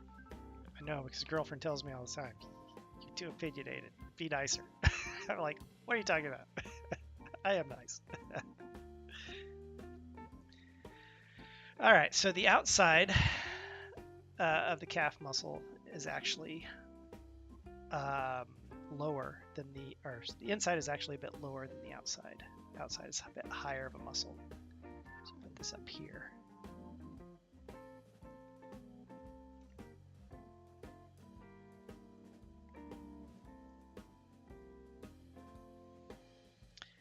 Man, all you who have been sticking with me this whole time, I'm sure I'm thankful that you guys have tuned in and are watching. And if you haven't, hit that follow button. Hit that follow button. Could sure use your support. And I think you guys have done all the hard work of actually tolerating me and watching me. It's my turn to do the hard work and stream another couple of days. I think I have like three more streams before I'm able to qualify for affiliate. But I'm also, for those of you who may have just tuned in, I'm also signed up for an Amazon associate. Oh, thank you, Hellcat. I appreciate it.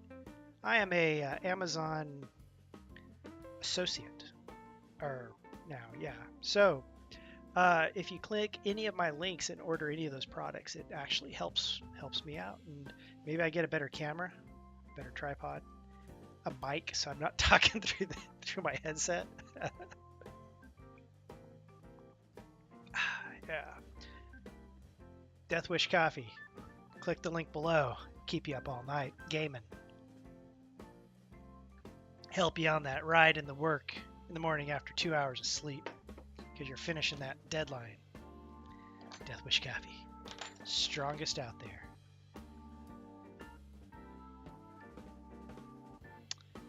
Or if you're interested in sculpting, I don't have my blacksmith because I'm not an affiliate yet with Twitch. You can go to my website, and you can when I become affiliate, I'll be able to post it here in Twitch. But if you're interested in getting started in sculpting, I put a bunch of the stuff that I use when I started sculpting. I'm like, I think I'm gonna try this. I'm gonna get sculpt this. Let me go get some sculpting. Let me get some armature wire. Let me get these things. And look online and find some information on this. Feel free to click on my shop and purchase a few of those things for yourself. And if anybody needs anything, just message me, friend me on here, and message me, and I'll tell you what I know about sculpting. It's not much, but I'd love to see what you guys are working on. You guys and gals.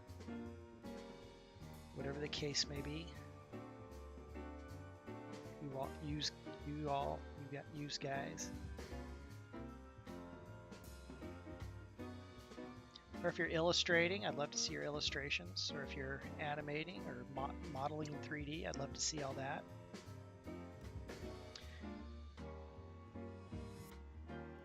One of the things I do is I will critique students' work and give them feedback, especially particularly in animation, because I do that a lot. Yes, coffee does help the brain become functional. Interesting fact for males, for men, for you guys out there, caffeine, coffee, specifically coffee, reduces your risk of cancer. One coffee a day reduces it by like 30%, and I think 3 cups a day reduces it by up to 60%, or so studies say. I can feel that cancer going away right now. Go away, cancer. I'm drinking coffee.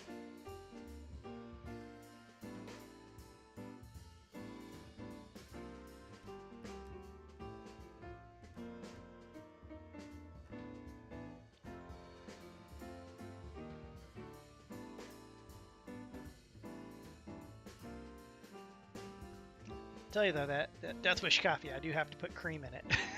It's strong. It's some strong stuff.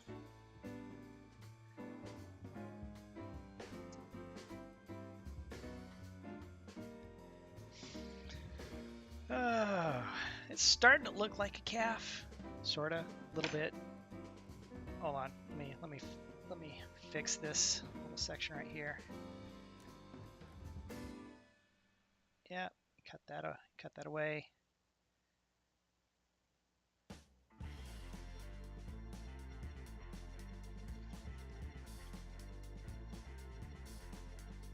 I think this summer, I think I'm going to stream more. I think I'll have enough. I think I'll have time. Right now, you know, being a single dad raising a kid, which is anybody who's a single man or woman, raising a kid on your own is hard with a full-time career job, not just, you know, a part-time job, but like a full-time career job, and raising a kid, just, it is a challenge. And when he's at his mom's house, I do think I want to stream a little bit more this summer. I am, however, going to be going on vacation with him before he goes to his mom's house. I think he's asleep. We're going to Disneyland, or Disney World. Going to Disney World. See the mouse and all of his friends, and he's never been.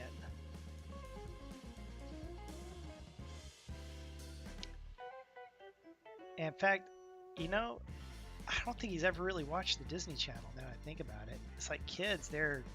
Today they don't have the same stuff we did when we grew up. I had to teach him the concept of commercials because he is so used to Netflix and not ever having a commercial. I'm like, no, you have to have commercials. Commercials pay for things. Like that show you're watching. You like that show? You want more of that show?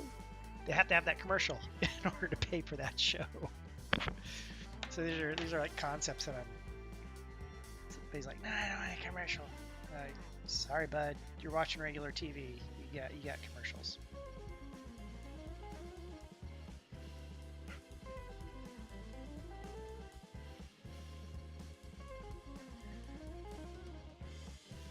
So these obviously have tendons that come down and hook into that. Oh, sorry, I was hidden behind the post. These calf muscles actually have these tendons that come down and hook into the back of that foot. Let me see if we can get that down there a little bit.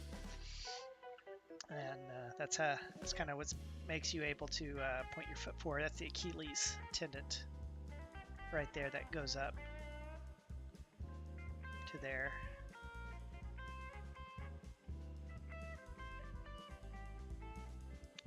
Named after Achilles, who got shot in the heel with an arrow. Unstoppable until he got shot in the heel with an arrow. Apparently he looked like Brad Pitt, according to the movie.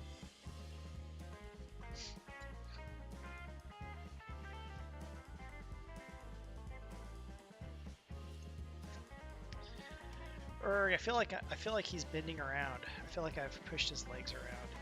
It's kind of, I feel like he feels very thick.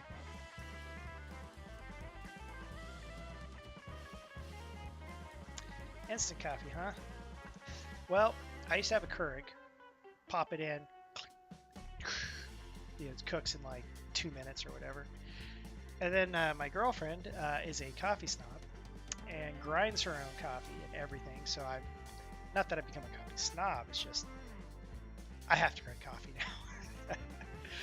Also, what I did was I got these little fresh lot containers and I pre-grind coffee and put them in the containers for myself. So in the morning it's just scoop, scoop, scoop.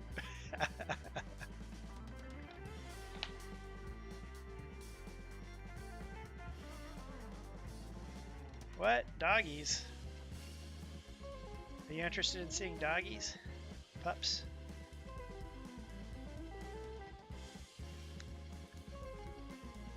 They're asleep. They're curled up. I don't know if I want to call them over because then they're just going to want to like jump on me. See if I can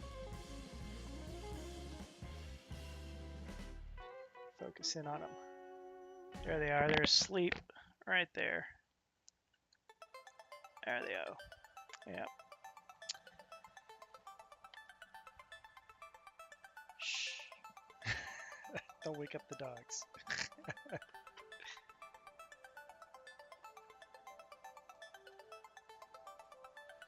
All right, so got some calf muscles in there.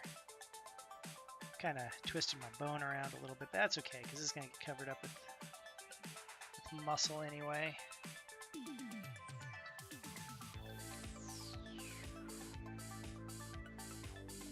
How do those muscles look on the front of the leg? Let's see here.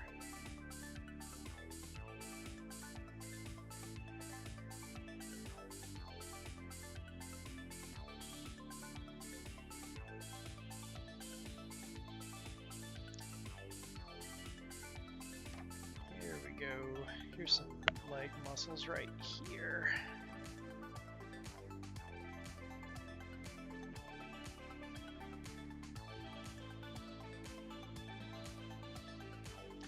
See if I can get a good look on these. Oh, yeah, dogs.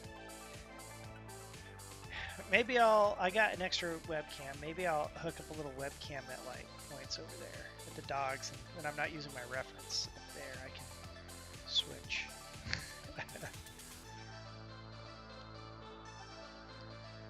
So muscles. Let's see.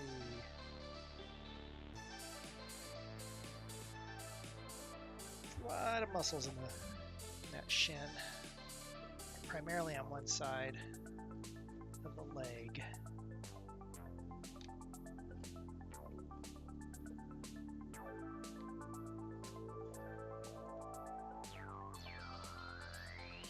All right. Let's see, where are we going? Where are we coming from right now? All right, so we got this guy down. Just starting to work on the muscle of the leg.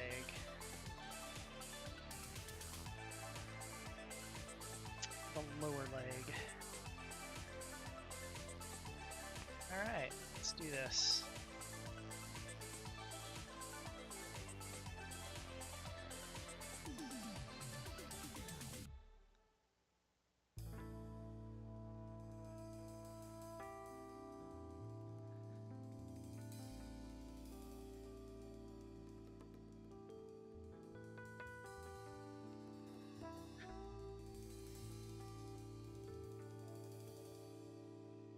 Everybody loves the doggies. Yes, they do. So there.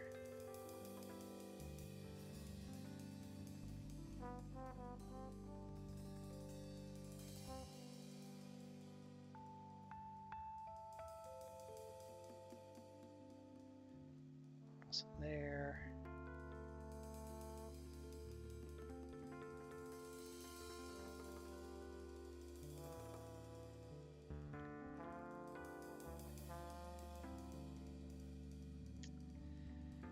Thank you, everybody, for tuning in and following me. I sure do appreciate that. Figure I'd throw that out there again.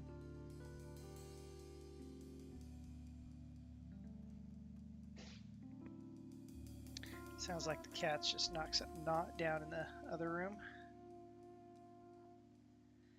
Darn cats.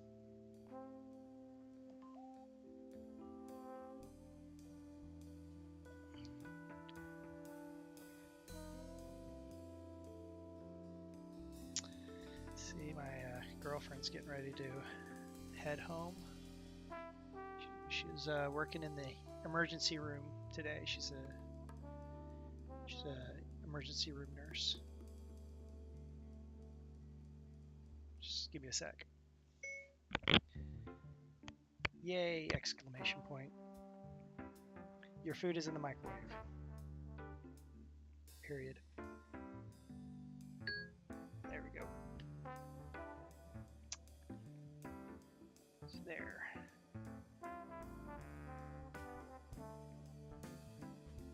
Yes, kitties knock over all the things.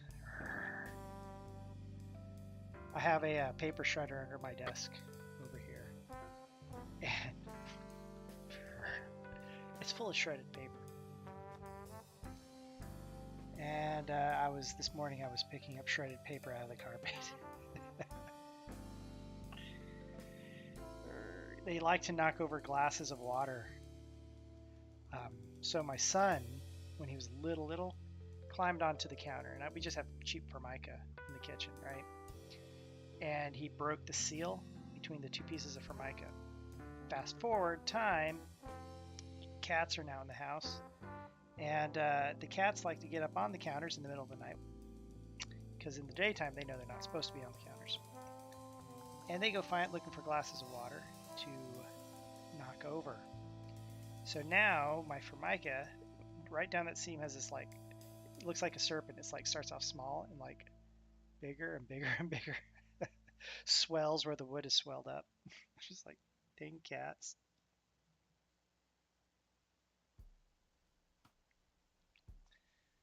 All right, let's get some more muscle on that leg.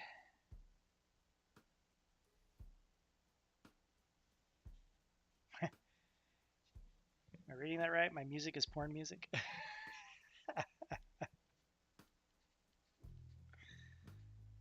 It's funny.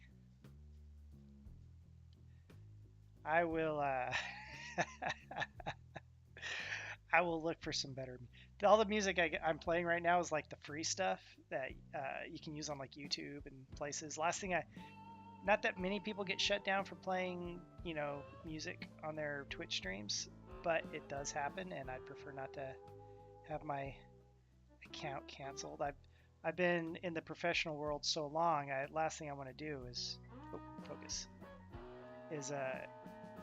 play something that is copyright and get in trouble for it and have stream privileges revoked or whatever.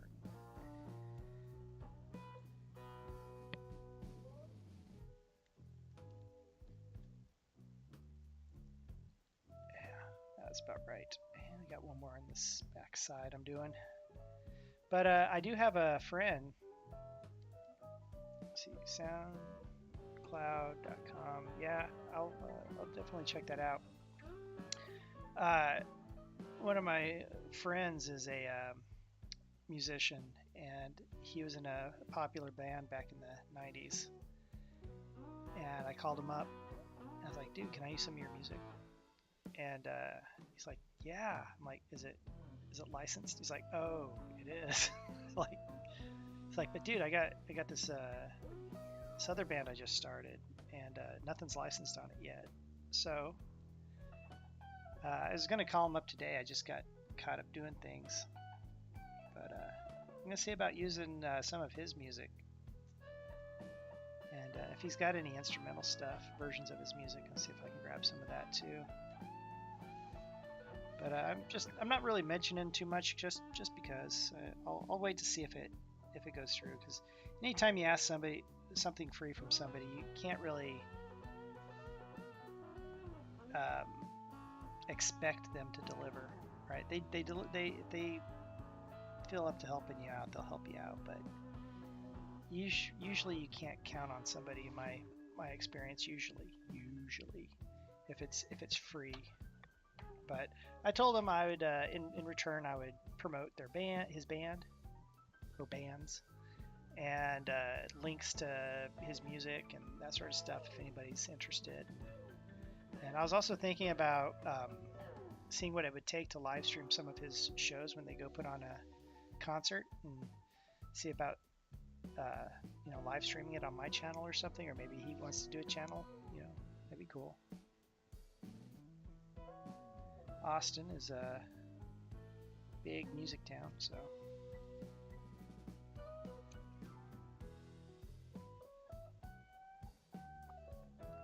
Let's see.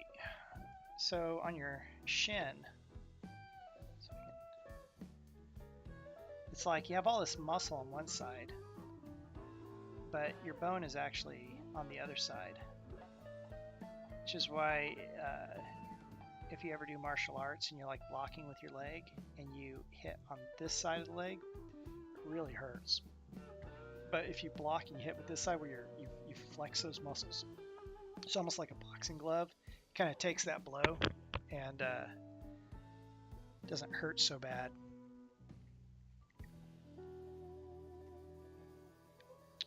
And I want to say I kind of might have messed up on these down here. I think these actually attach to the feet. So let me see if I can push these over to the feet,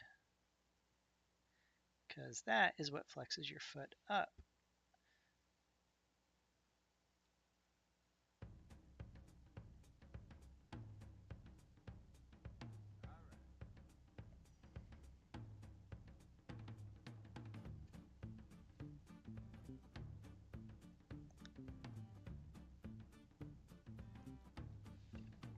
All right. Let's break out some tools here.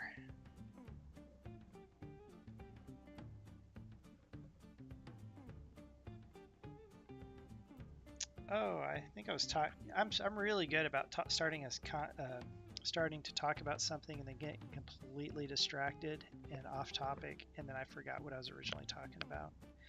But what I was originally talking about was like critiques and looking at other people's work and being able to judge their work by their skill level and give them the feedback that they need. That's crucial to being able to give a good critique. And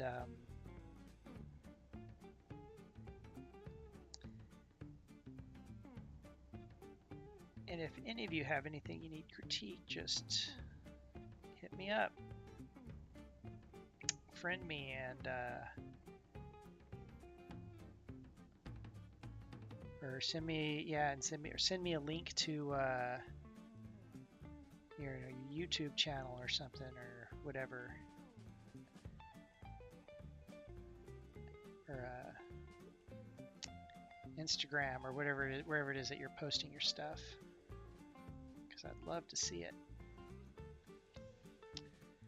And who knows, the way I look at it, it's like even the most novice person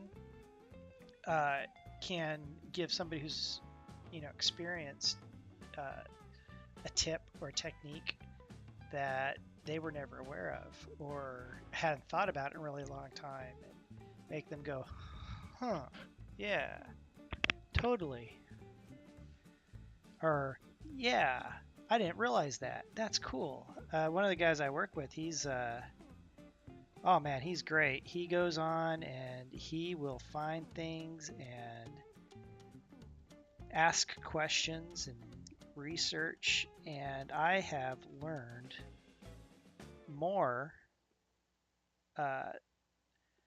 stuff from him than somebody probably would have expected. And everything from just simple, hey, here's a cool thing in Motion Builder that I just discovered, to other things.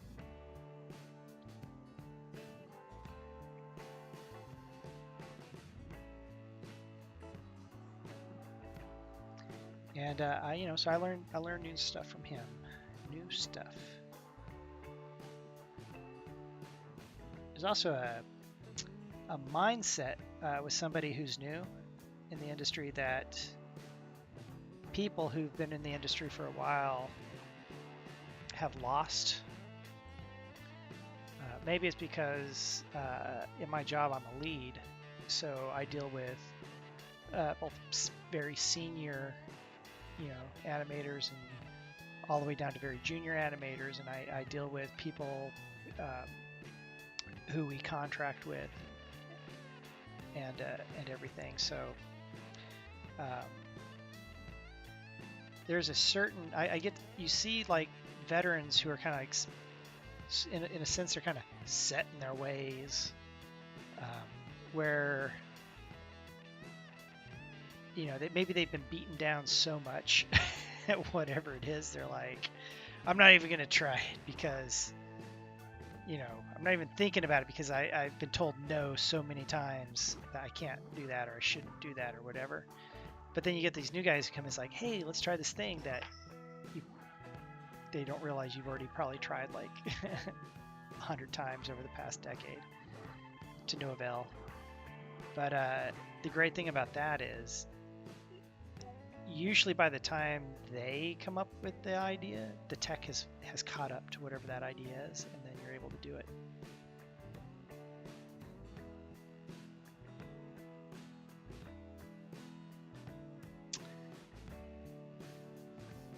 I feel like that thigh is really thick, and I feel like that lower leg is really small. I think this muscle needs to come out like that.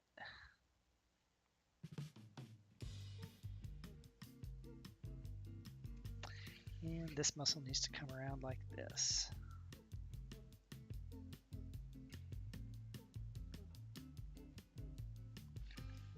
Yeah, totally skip calf day.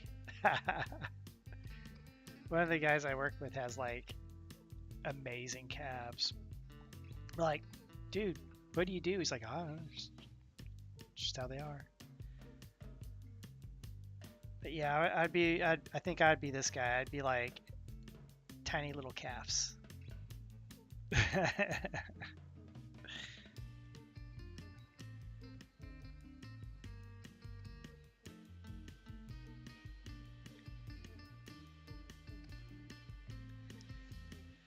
Well, I think this needs to be built up back here. Like I said, there's Achilles tendons that connect these calves. And I think I probably pulled them down too much, these calves. Need to build them back up.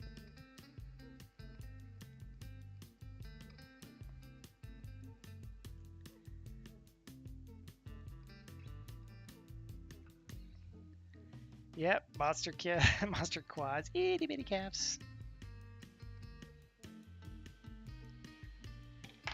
So I'm gonna go ahead and get those that Achilles tendon in there.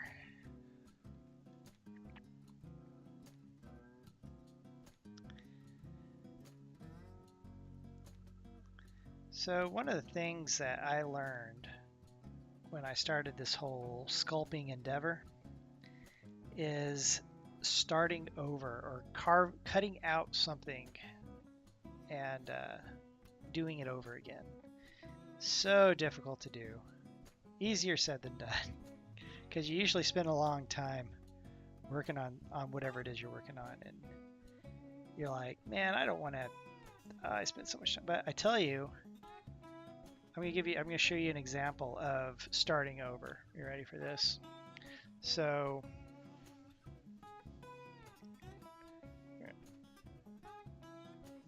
when I started building this sculpture, what I did was pull back a little bit, focus.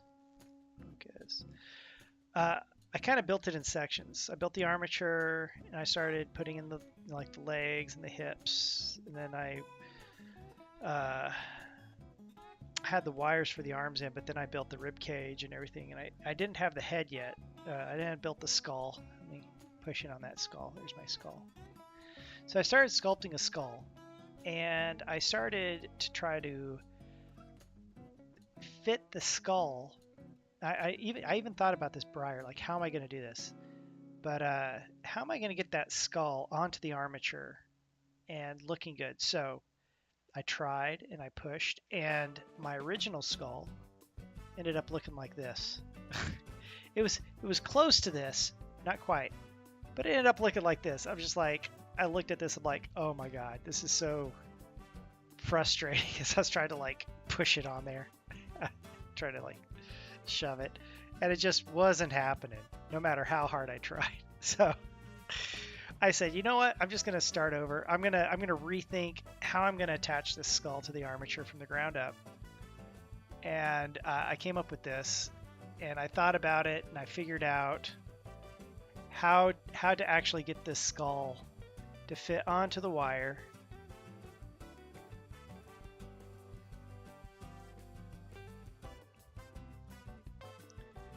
And to work. So that is my example of, where is it?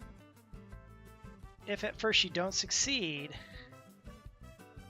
you try again. Learn from your failures.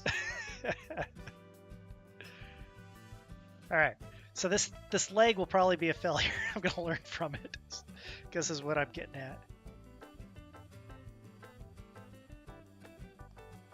Thank you for that. I actually worked hard on the proportions of this, and in the back of this book here, Strength Training Anatomies, which, by the way, if you're interested in this book, I have a link to it in my shop. Click on the shop link, takes you to my website. Go buy this book for yourself if you're interested in this type of anatomy. Buying this book through that Amazon link helps me out.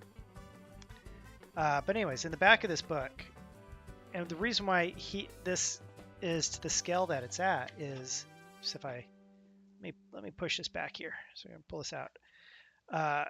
There's this really nice orthographic illustration of the skeleton front and back. And it's great because it's orthographic. And for those of you who don't know what orthographic is, what that means is it's flat with all the perspective taken out. Like normally when you have a camera and you're taking a picture of something, there's a lens on the camera, right? And that creates distortion, almost like a fisheye. So a lot of times when you're modeling in 3D, you'll have these orthographic layouts where it's like front, top, right, left, whatever, bottom, back. And it's flat, and the characters look kind of off because you're so used to seeing a character with this distortion. Even your eyes have this lens distortion that it can throw things off. So this book having this really nice skeleton in the back that's orthographic, it's straight on, there's no angles to it, it's just boom, here's the skeleton. When I built my armature, I took my wires and I held it up to the page, and I was like, had a Sharpie, and I would like mark where the joints were and get my pliers, and I'd bend the armature out and try to make it as close as I can. And I know the theory behind some of the anatomy and proportions, like move some of this out of the way. So the distance between, like if this leg was to like bend back, this heel would actually come about halfway up to the buttocks, the glute. So that distance from here to here is about the same as from there to there, there to there. The human skull, for example, which I based off the scale in that book and everything. From the bottom of the jaw to the top of the cranium is the distance between the center of the sternum to the edge of the shoulder. So these are like basic anatomy, kind of 101, figuring out proportions and how to get your character to scale.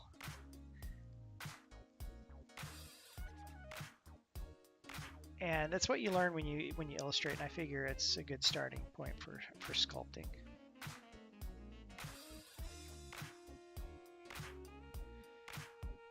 So another thing, uh, if your knee, if you raise your leg up, your knee will actually come about right about there. Let's see if I can point to it right about there on your chest. Shriek. Right about there. And if you ever look at the artwork, and it's beautiful artwork, but the artwork for Fallout, the Nuka-Cola girl, there's one where she's kind of like posed to the side and her knees are kind of up in this like classic 50s pinup-esque. Her leg proportions are completely off, and it's not something I noticed at first, but I have that poster hanging up in my downstairs bathroom, and I'm standing there, you know, looking at it one day as I was taking care of business, and I was like, huh, something's not right here. How come that leg is shorter than that leg? That knee doesn't come up to her chest. They missed something.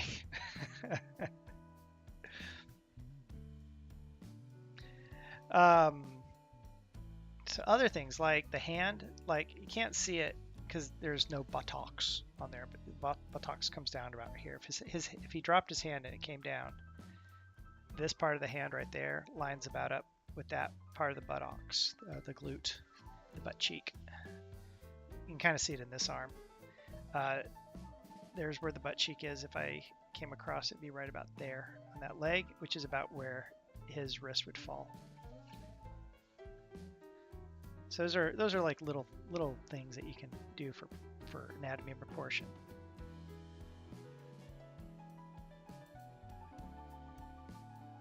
I mean, you could always measure from the heel to the groin. It's from the groin to like a certain point. I don't know. I'm trying to remember all the ins and outs. Your feet, for example. Your feet from heel to toe is about the same as from elbow to wrist. Go ahead, put your foot up to your forearm, and you'll see that your toe is here, and the heel of your foot is right about there-ish, or there-ish. Your hand. You've seen remember the old joke in elementary? If you got cancer, if your hand is bigger than your face or something, and then they push your hand. Don't do it around this round. But your hand from your palm of the butt of your hand, palm of your hand, chin, tip of your fingers is up to your hairline, right? So boom, there. Eyes, if you want to get eyes proportion. Again, orthographic. If you're looking at this from an orthographic, like I'm not orthographic in any of these cameras, right? So scooch this way. So eye distance. This distance from this corner to this corner is the same as this distance from here to here, which is the same from there to there.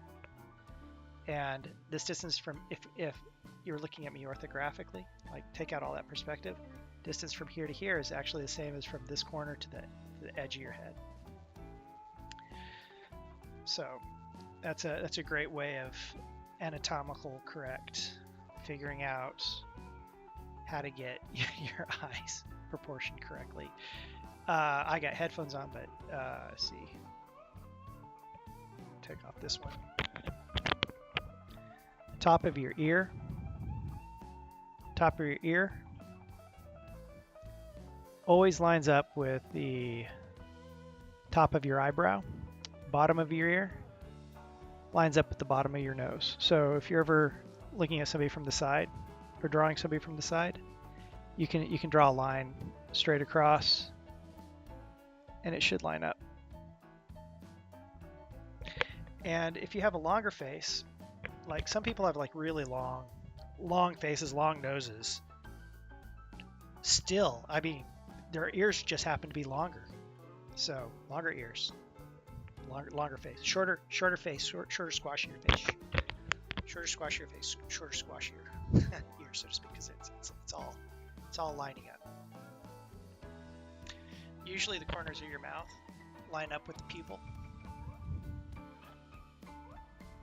If you draw a line, generally speaking, I mean, you always got like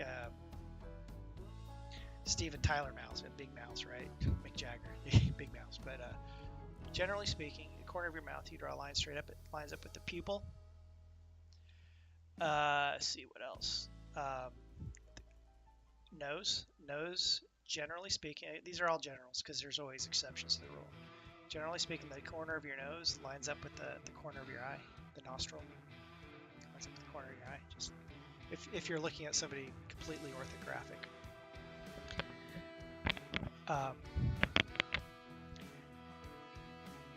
So anyway, just proportions and anatomy and just figuring stuff out. So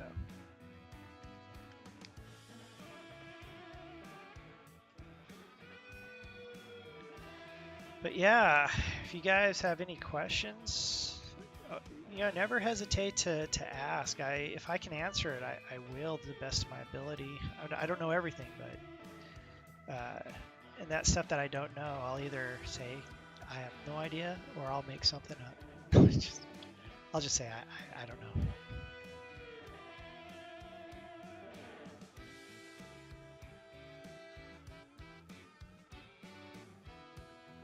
How is that working? I feel like there's not enough muscle mass right here. So you got the calves that come up.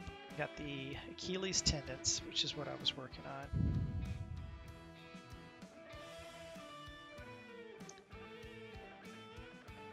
Let's focus. There we go.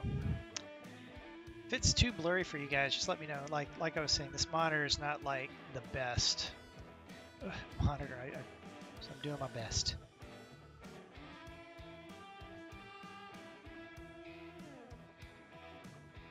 Yes, I do like to help.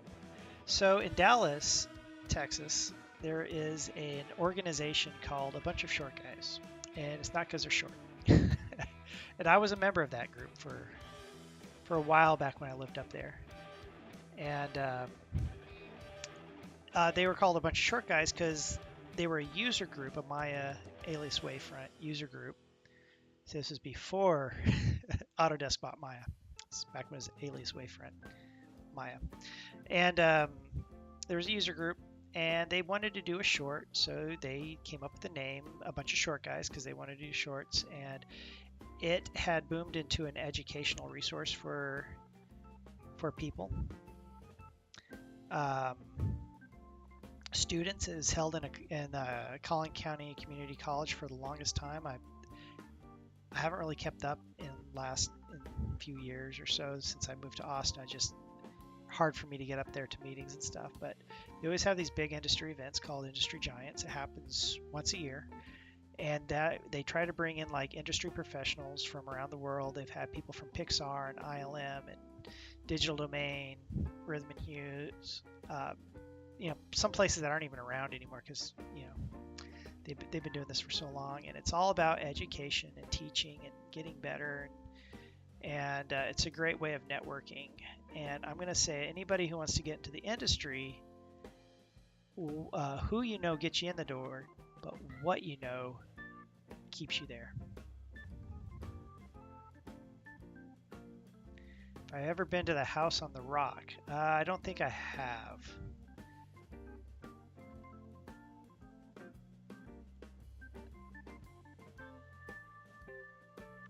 What is the House on the Rock?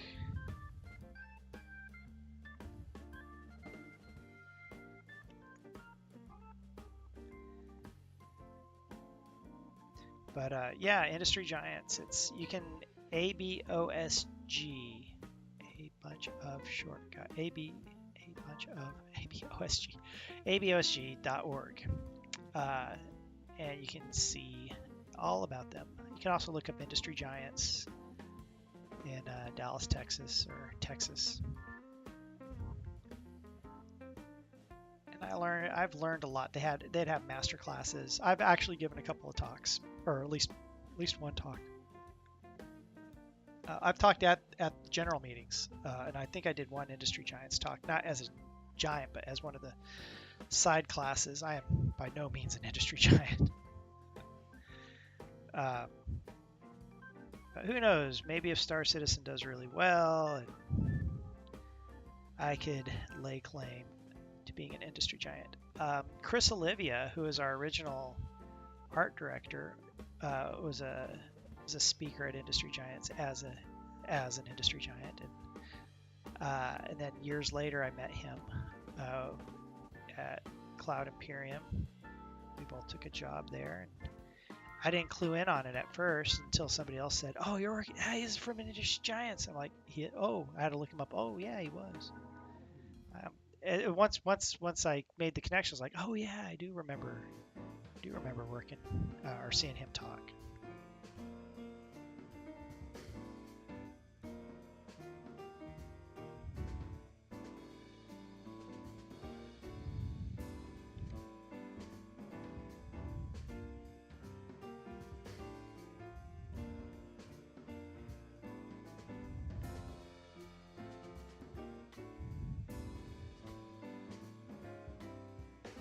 Oh, interesting. Yeah, I have to check that out sometime.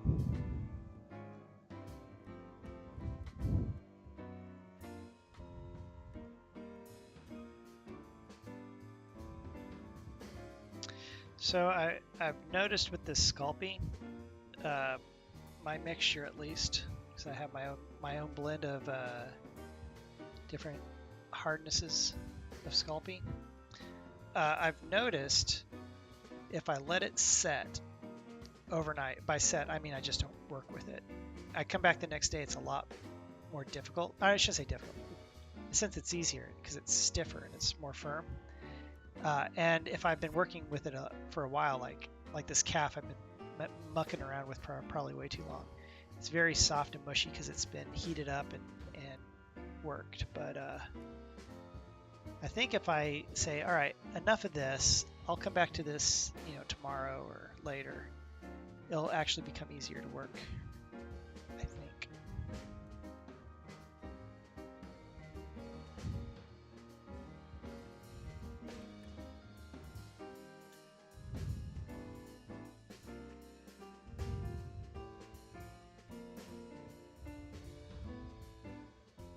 Oh, it has things like what I do. That's cool. I think I'm missing a muscle on the side.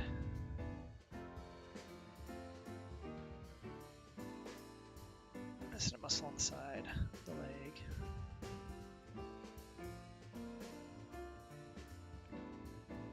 All right, let's see if we can get that in there. Little muscle here. Oh, nope, we gotta taper that off. There we go.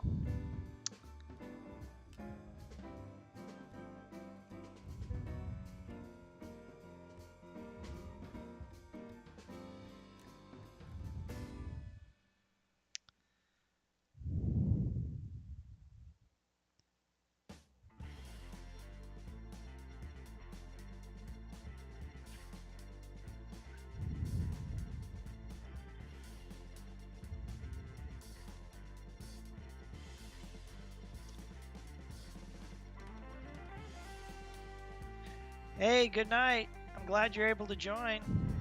I hope to see you again next time, next Sunday. It is getting late, and I'm fading fast myself. Hold on. Oh, yeah, coffee. There we go. Back in the game.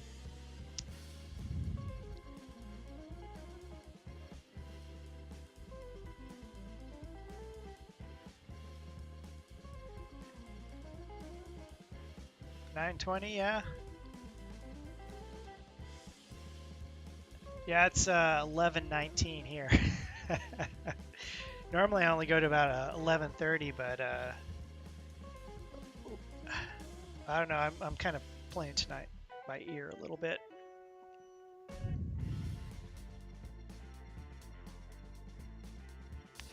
Oh yeah, I'm excited to see you, Hellcat Wednesday.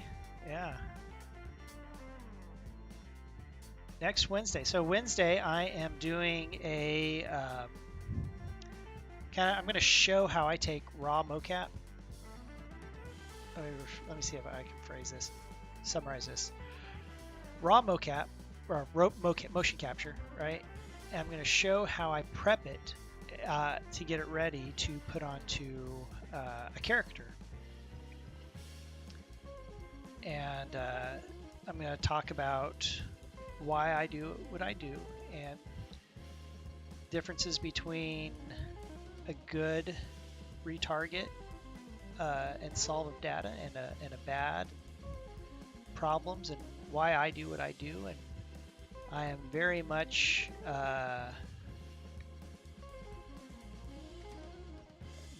picky. I have very high standards for the quality of data delivered to an animator, and I think part of it is because I have to deal with that data, so it needs to be good, right? I know what it's like to get crummy data and have to fight the data when it could just so easily be handled on the front end. And I have dealt with outsourcers in the past who, maybe whatever our project is or the project I'm working on at the time isn't as important as some other high profile project that they picked up.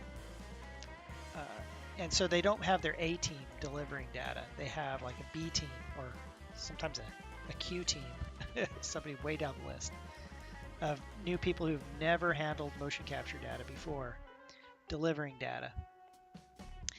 And it just makes it so much more difficult on the back end, or when it comes to post and we start actually having to edit that data.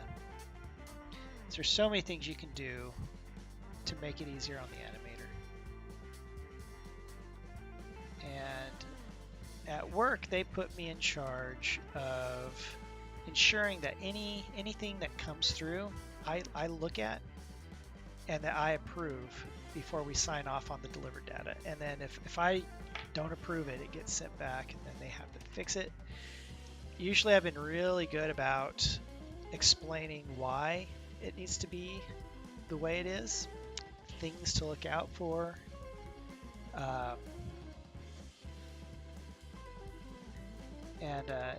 What I've noticed is the individuals who look at it and take criticism, like I'm trying to give constructive criticism. I don't try to go, this is horrible. No, it's like, there's a problem here and this is why. Let me explain to you why it's a problem. And what I've noticed is the people who are able to take the criticism and feed off of it get better. And I've noticed the data that gets delivered with some of these studios is better.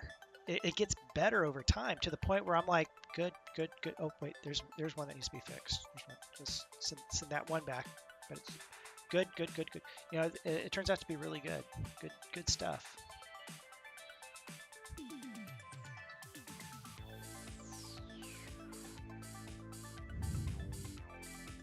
So that's what I'm going to talk about on Wednesday. I'm going to talk about my process, my thought process, why I do what I do. So it might be interesting. I'm not going to have anything Star Citizen related if anybody's curious. I'm just kind of steering away from that. I signed certain NDAs with work, and I can't use company assets without getting permission first, and so on and so forth. Yada yada yada. If I'm lucky enough to actually make a little something from this, what have you, I don't want to have to share it with work. I'll just use my stuff.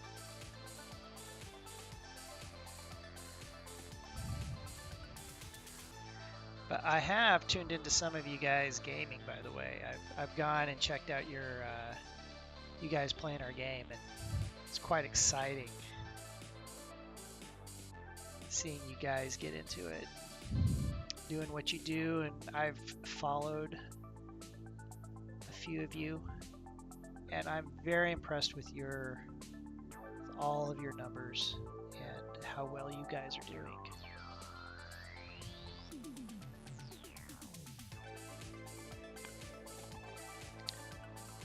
I feel like this isn't good enough here.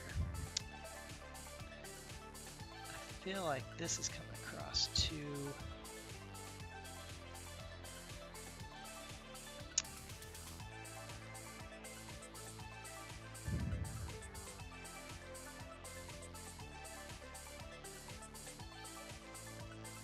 Tuck that in there. Yeah, it's starting to look better, I think. I think all that stuff was out too far. It just wasn't connecting it correctly. There's still some more muscles right up here that kind of hit and come down to the side. I need to put those in.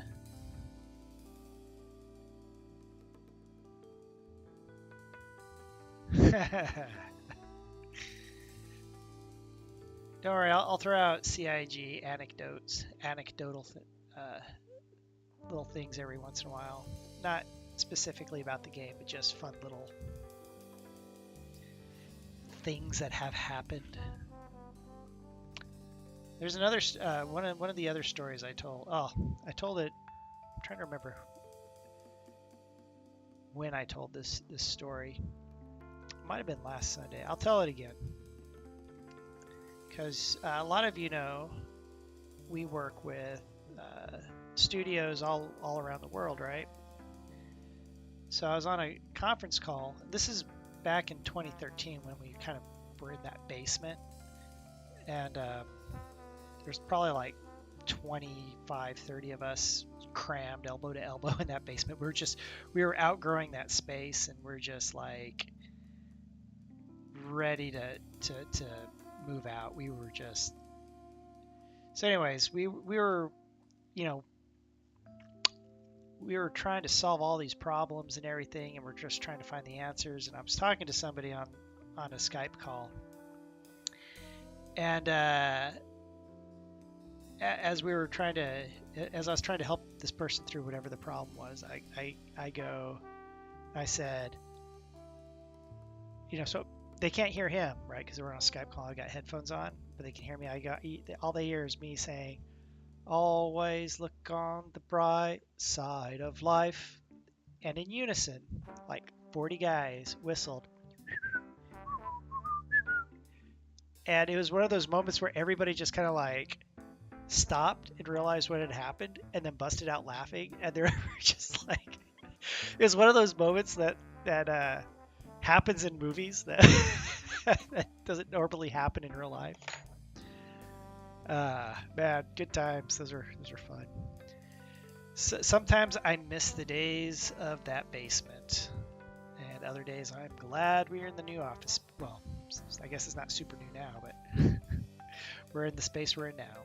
Because man, it was getting cramped, and it is super awesome. Back in the day, we didn't think we were going to hit 20 million, let alone whatever we're at now, 200 plus million. So thank you to all of you and your support. You guys rock, and without you, you wouldn't have me. Or maybe you would, you just wouldn't know who I am.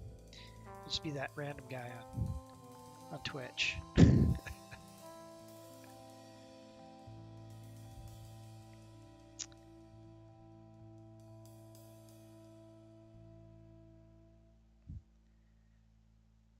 Yeah, I have to say, yeah, a little hippie, little bit of hip right there.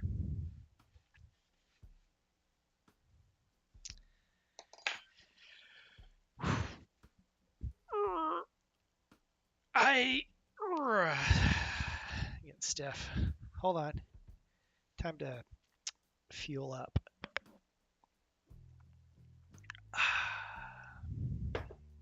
Coffee. If you guys do buy any of that coffee that's linked down below and you try it, let me know do you like it or not. I'm kind of interested. And if you do have a favorite coffee, I'm kind of interested in that too, because you know, if it's good, I'm gonna say, hey, studio, this is the coffee we should get.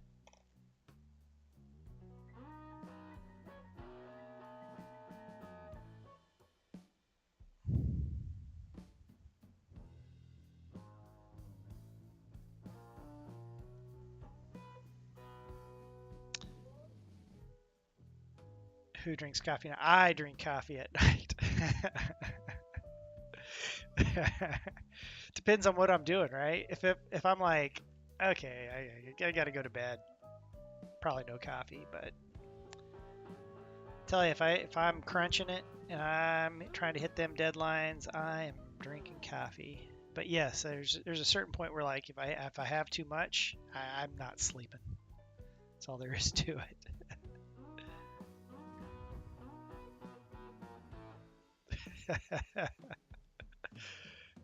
You all, you guys crack me up.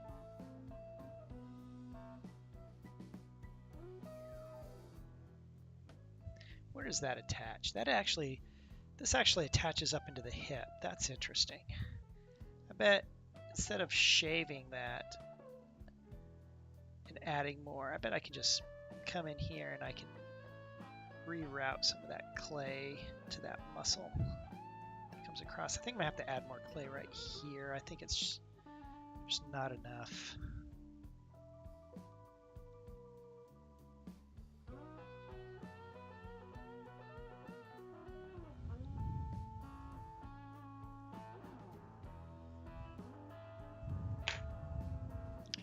Actually, McDonald's coffee I heard is pretty good. I don't go to McDonald's all that often. Although I did go today to McDonald's. Didn't get coffee though. But I've heard it's really good. I've also heard 7-Eleven coffee is really good as well.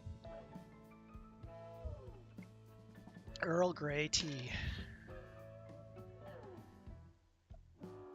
Earl Grey, to me, Earl Grey has kind of a soapy flavor to it. I do like black tea and green tea, depending on the green tea.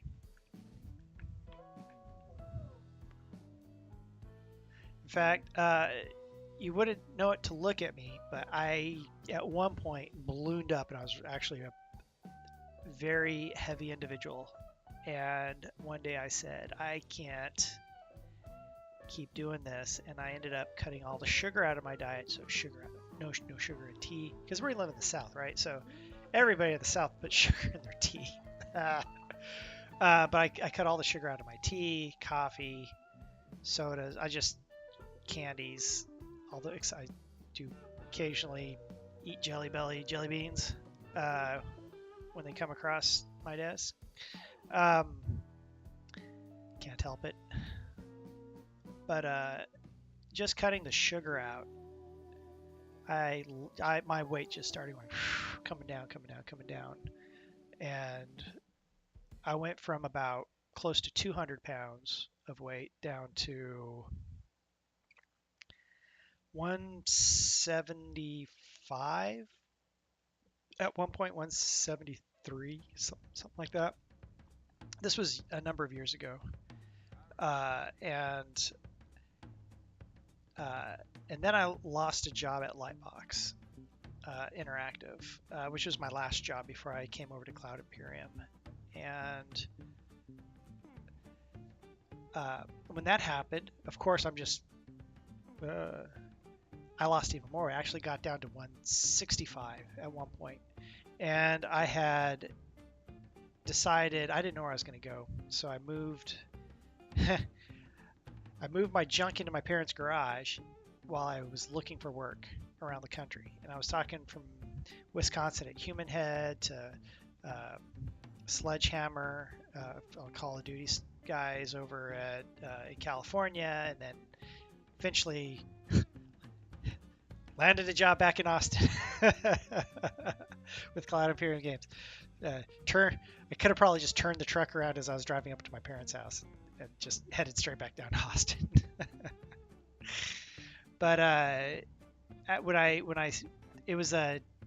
literally moved from Austin back into my parents' house for like a month, or no, 2 months, about a month, while I was in this transitional phase, and because my mom, and it was Thanksgiving and Christmas, and it was just like I just started gaining all the weight back, and it's just like, no.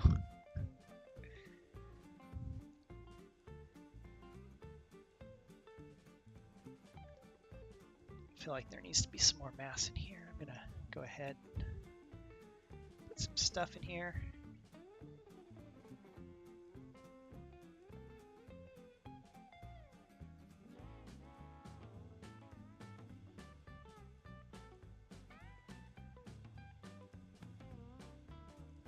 What was that? Austin tastes like tacos? Austin loves tacos. Yes, they do. And even just up north, Dallas, not nearly as taco-y as Austin. And I tell you, some of the best tacos in Austin, in my opinion, are Torchy's Tacos, which was an Austin local chain, and they've now branched out. They're all over now, or they're starting to be all over. And what's nice about Torchy's is the quality of the food has, no matter which one you go to, the quality of the food's the same, which is really nice. Let's see. Yeah. There we go.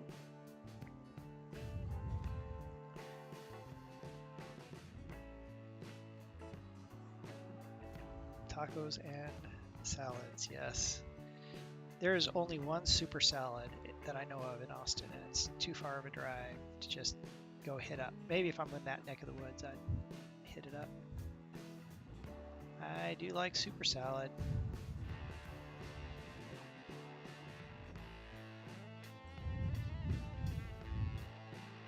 Let's get some more mass in there. I feel like I've been piddling around too much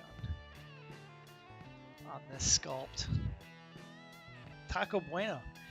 That's what you said, right? Taco Bueno. Yeah, Taco Bueno. You know, I think I've only seen one Taco Bueno in Austin. They're all over Dallas. I like Taco Bueno, but I haven't really seen any Taco Buenos here in Austin.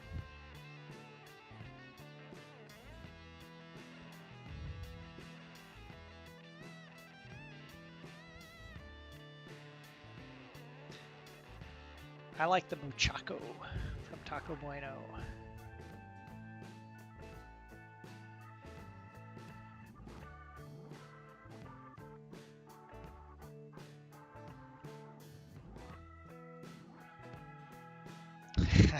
Yeah, muchacho.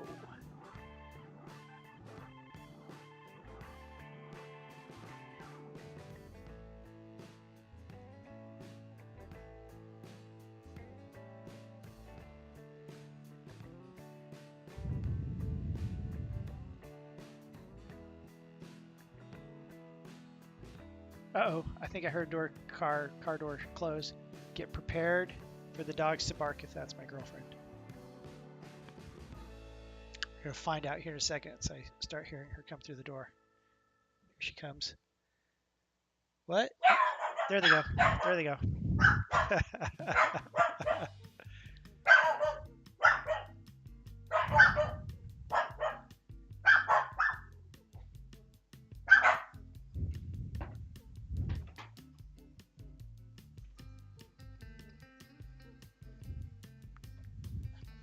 Hey, still streaming. Yeah. These doggies are happy to see. Hold on. I'll just aim the camera that way. You watch those dogs jump with excitement.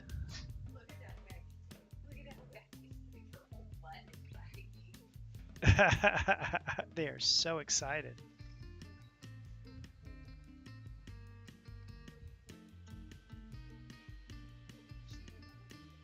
There they go. All right. They were sound asleep, and then they heard the door open.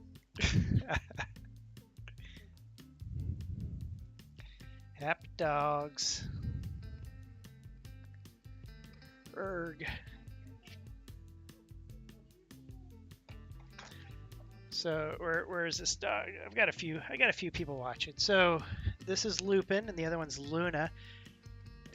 10 points to anybody who can figure out where the names came from.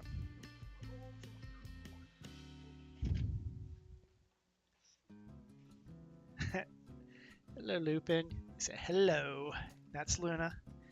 They're brother and sister. Believe it or not, they're from the same litter.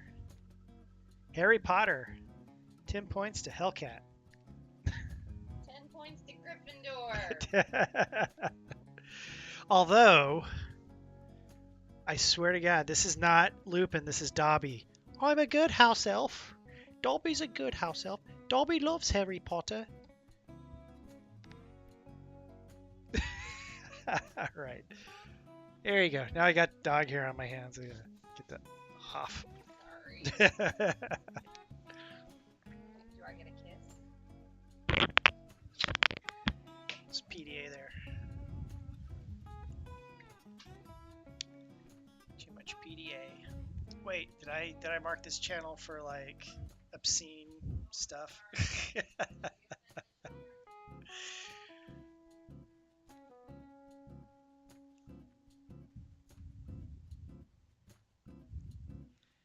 Where was it? Oh yeah, I was filling in the gaps. That's what I was doing. Filling in the gap. This hip. Getting some of that musculature in there.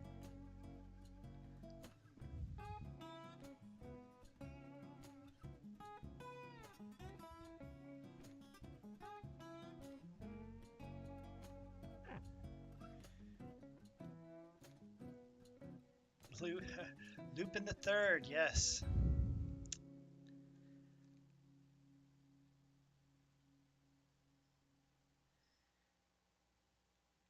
He was a French thief, right? Lupin the Third, if I'm not mistaken. And then there is an anime based off of Lupin character. Just 1 second. Yep, food in the microwave. Hopefully I wasn't loud in y'all's ears.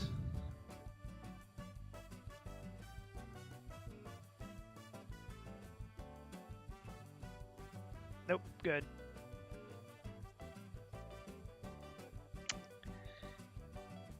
The internet loves. Oh god, cats. No, no cats.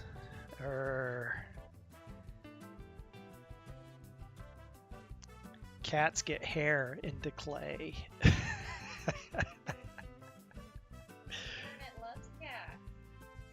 Internet may love cats, but cat hair, clay does not like cats because gets covered in cat hair and I have to pick it out. I like how Hellcat is allergic to cat. I mean, like, the irony abounds.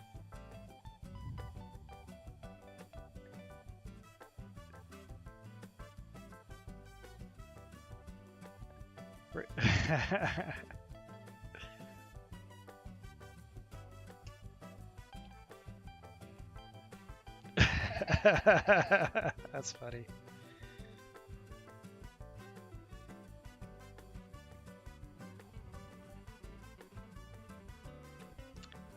Sorry you're allergic to cats, because they're awesome. Especially my two. I was telling him earlier about how they would knock water over. Oh, yeah. Yeah. Cat's an asshole. Water. Not anymore. Not what they do. They're trying to drink out of it. Even though they have perfectly clean water. I'll knock the water over and I'll lap it up off the floor. Because it's way better than the water in my bowl. She really missed me. She's like, actually let me hold her. Look at this. Hold her. She was very needy tonight, it seemed like. Yep, that's what happens when you have cats. You get covered in cat hair. Can they hear me through your microphone? I think they can. Yeah. Long, long ago, when I bought Wing Commander from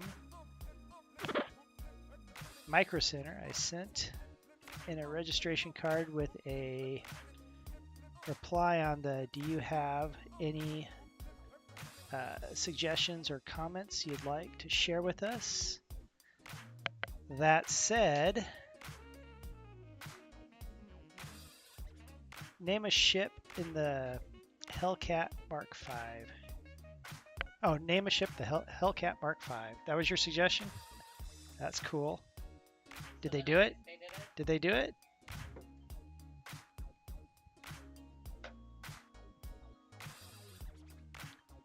Wing Commander 3, it happened. Nice. That's cool.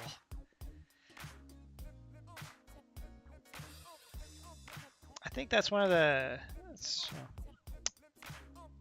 put this down at what I'm working on. Probably like, what are you doing down there? That's kind of interesting about being such a part of a project in a company where we're so front-facing with fans, right? It's just such a unique experience.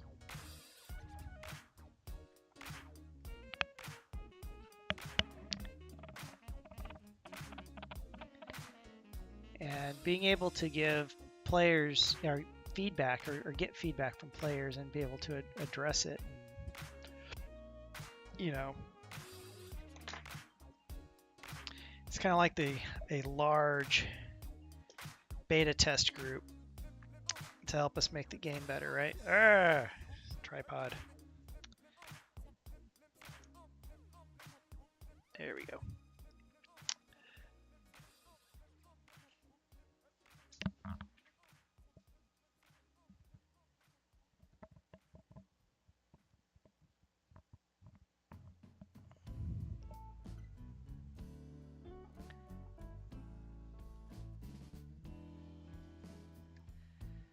So I got a question for all of you out there.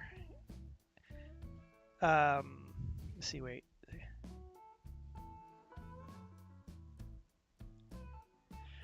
Oh yeah, testing our game. That's awesome. It's a chance for our game is a chance for people to see behind the curtain, because most games are super secretive, and usually they'll be like, hey, we're working on this project. Then they'll say what the project is like a year later, and then it's nothing until E3 like 2 years after that, and then they'll say we're going to be out in 3 more years. And it gets people excited, but people really don't have eyes on everything that happens in a development the way that we have.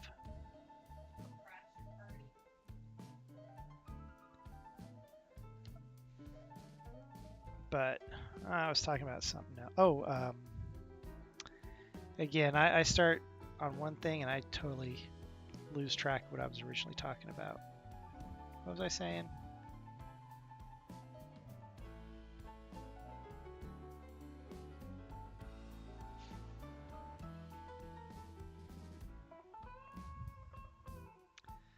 I was saying something pertinent. Oh, I remember I was going to ask you guys. I was going to ask you guys a question. Would you prefer to see this sculpt being worked on a little bit every week, where just a little bit more gets done, a little bit more gets done, a little bit more gets done? Or would you like to come back like next week and you see like, oh, look, you got the whole leg looking nice and you're starting on another section of it? Or would you prefer to see the process evolve step by step? Painful stroke after painful stroke?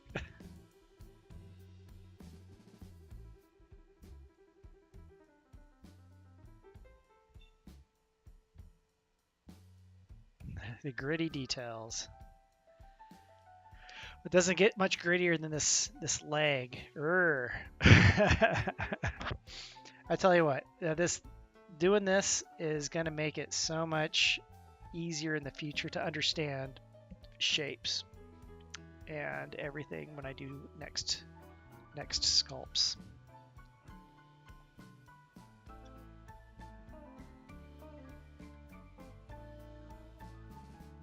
Cool. Well, I'll do that then. This will be my Sunday project. Let's see how long it takes me to actually finish this, doing this 1 day a week.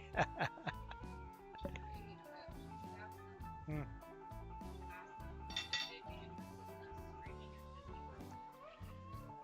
Oh yeah. So we're going. I mentioned we're going to Disney World for a vacation.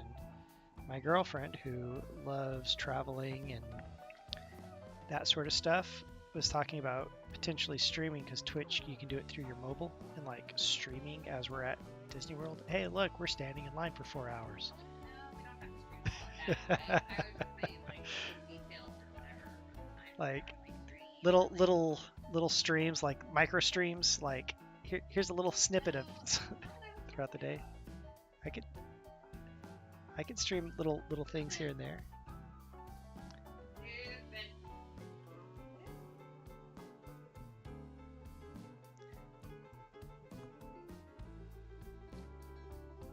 Let's see what's going on here.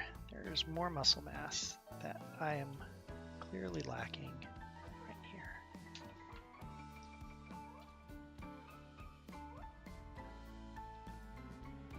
I'm only going to do the muscle on the left side. I'm going to leave the right side skeletal. And I'm not going to put skin on this. I'm going to leave it, an anatomical study.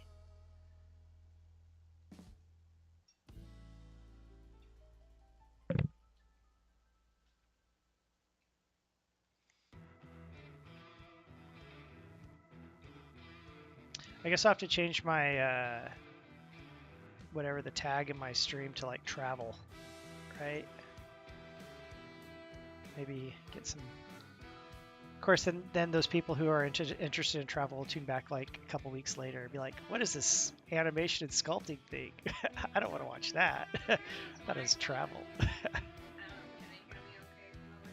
I don't know. Can you hear her okay from over there?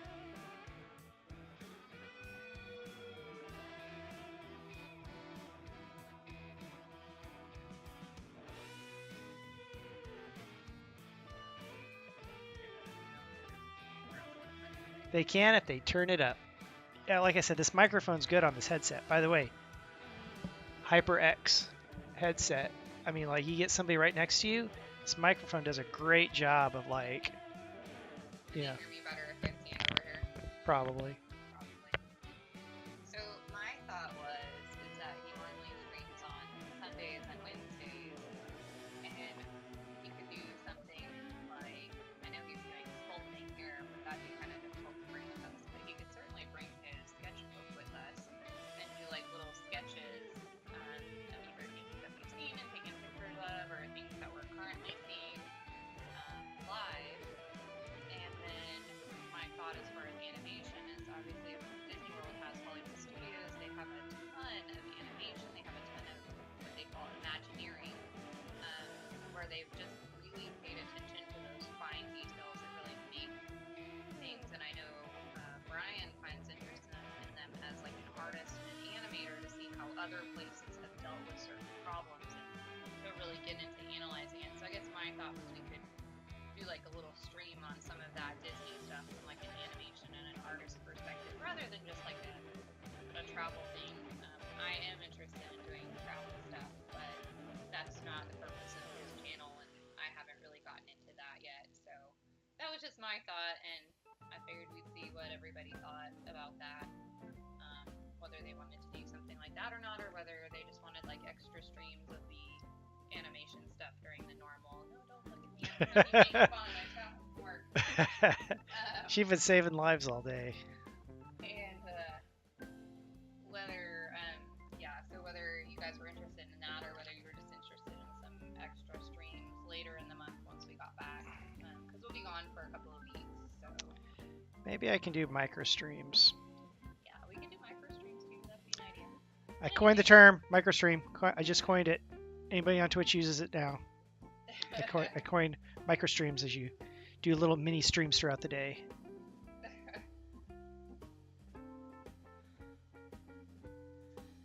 I don't know. Maybe somebody else has already coined it. When they asked to see me, you should have shown them like that nice picture that you drew of me or something like that. Oh, that'd take too long to pull up. What I need is I need a new microphone, and I need eventually upgrade the whole setup. Well, the ideas are good. You got good ideas. Probably. These dogs, man, they're like they're spring loaded. Those dogs are spring loaded. They are half Chihuahua, so you know.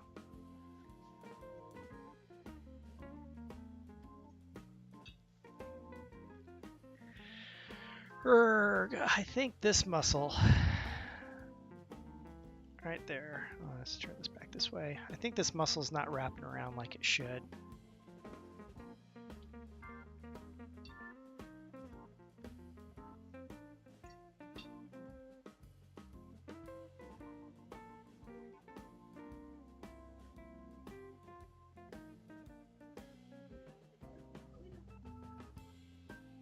Oh yeah, microphones, huh? Yeah, I'll have to check that out.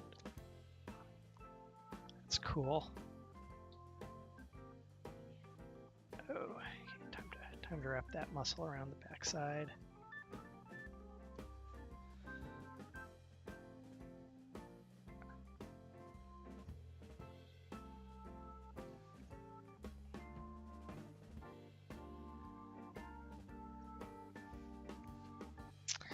Come over here. I haven't really paid much attention to this side of the leg yet.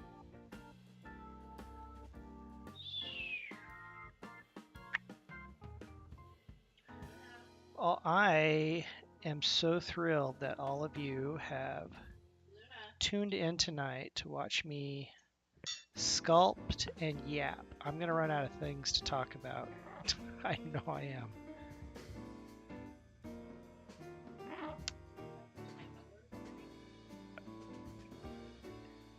Yes, you can show them your tumblers you made.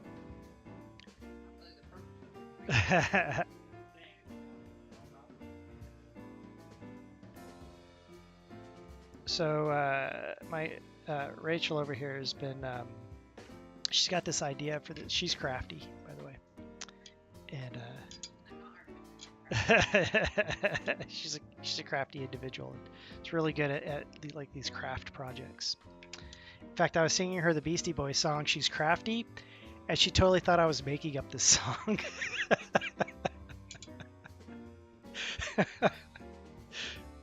Yeah, as a joke to how crafty she is. Let me see one of your mugs there, or your cups, any of them. Yeah. So she's making these. She's got these this idea to make these special cups when we go on our trip. That is, I don't know how well you'll be able to see this in the camera. Let me move this off to the side. So we got these tumblers or whatever that are like epoxy coated, and I don't know if you can see that Wonder Woman on there too well. You can see it better in person, I think. I think you lose something over the camera. And these are like really cool. Custom. You can't hardly see her name, but she's got her name on there. Hold on, this is cool. This other one. This is a hydro dipped one, and we put, she put Boba Fett right there, which it's kind of hard to see, but it really pops because there's a layer of epoxy, and then there's paint. There's a layer of epoxy. Then we have the decal, which is, and then it's epoxied again, so it almost feels like the decal's hovering, over the paint, which is kind of cool. It almost has like a little bit of a drop shadow in there, a little bit.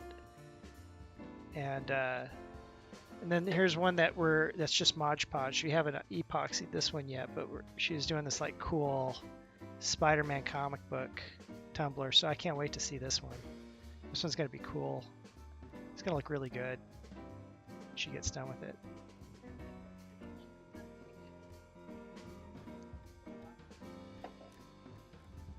I would scroll up and click on a link of them whatever links they post, but the problem is my computer likes to freak out when I try to click on the link in the chat.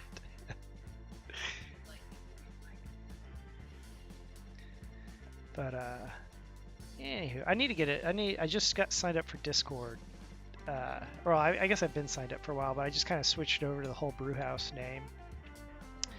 And I need to start like a Discord channel or figure out how that works. That way it's easier to like see links and all sorts of other fun stuff. I think this guy's too much hip.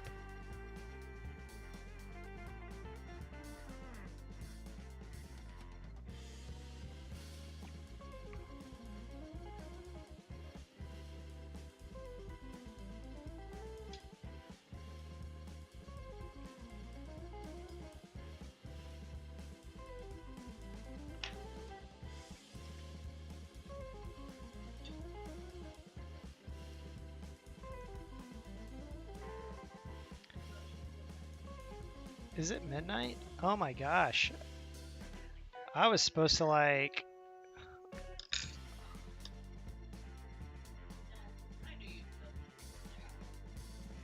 I will probably hit you up, Hellcat. Definitely. I just... Like I say, my disclaimer, I'm so new to this, and I'm such an old man that all this new fancy-fangled technology confuses me. I could use all the help I could get to figure this stuff out. I'm learning. Hey! Yeah, that's cool. I appreciate all the help. I'll have to figure out when I have some time, some free time.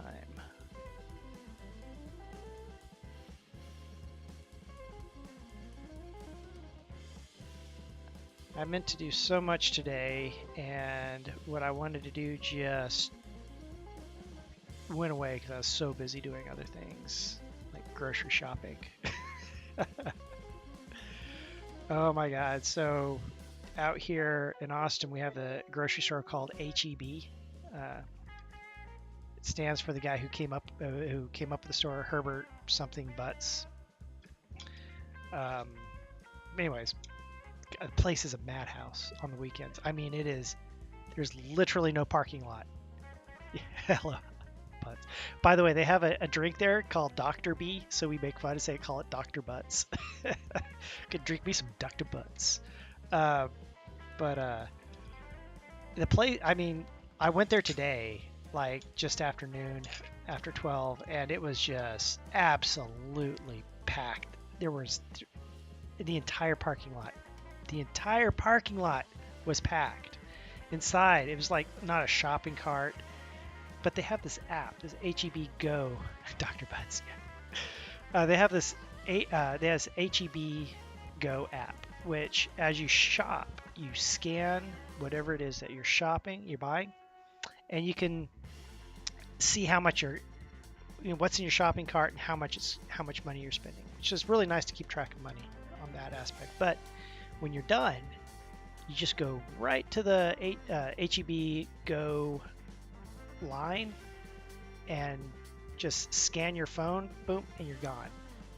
And I kid you not, every register had a line a mile long except for that HEB Go line.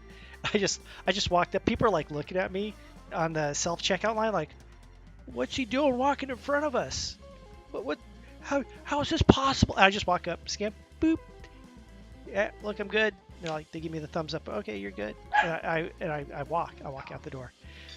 And while everybody else is spending, like, I kid you not, at least 30 minutes in a line to check out with their groceries, I like walked right out of the store. I love that app. So if you live in Austin, or an area that has a HEB grocery store. Get the app if it's available in your location, and it makes grocery shopping so much more tolerable. I mean, you're still fighting inside the store, right? Like, aisles are packed.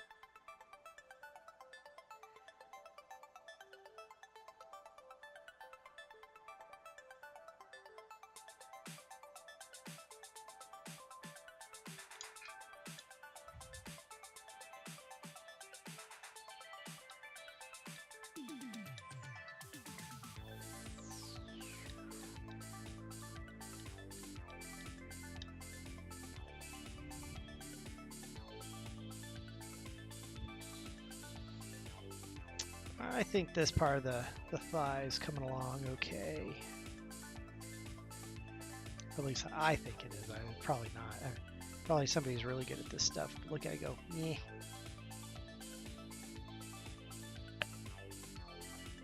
I think this needs work. This is horrible.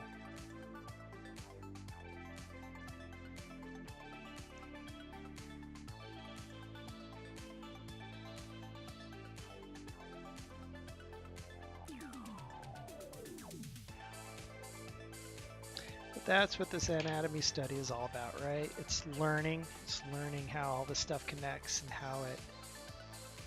what each muscle does to make the joints move.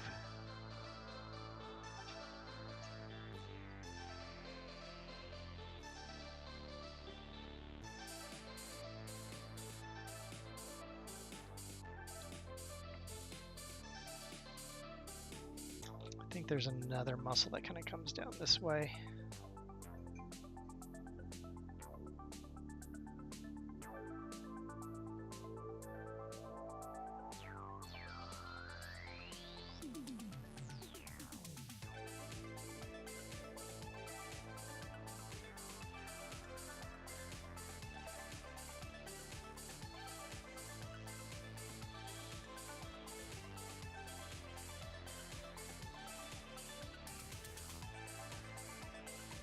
Up there and attaches like that.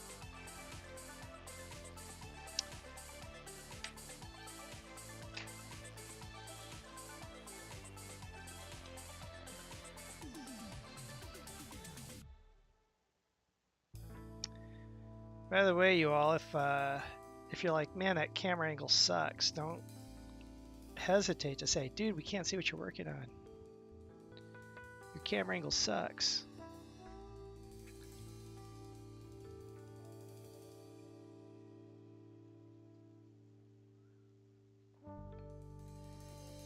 And I will be like, oh shoot, let me fix that real fast.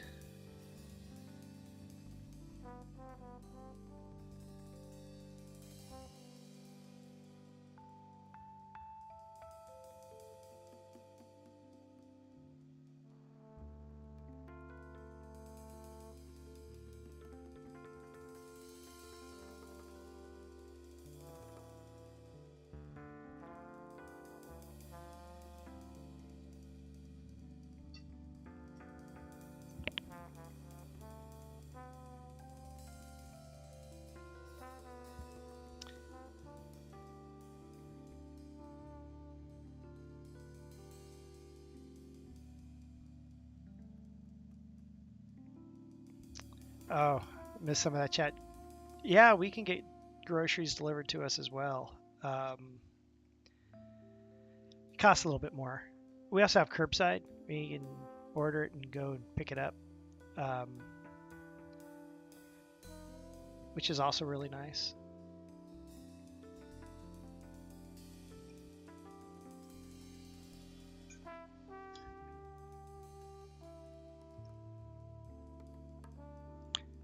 But there's certain times you have to hit ordering at a specific time in order for those to be a viable option.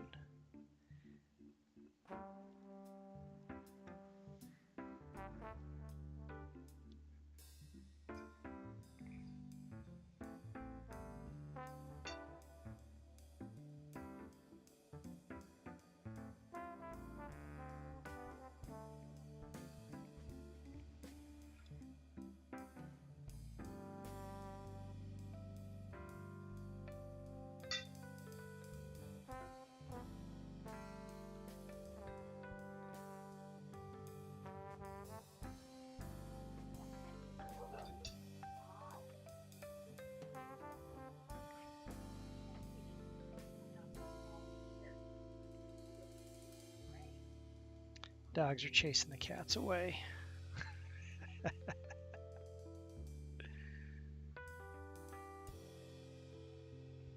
Cats are like, I want love too.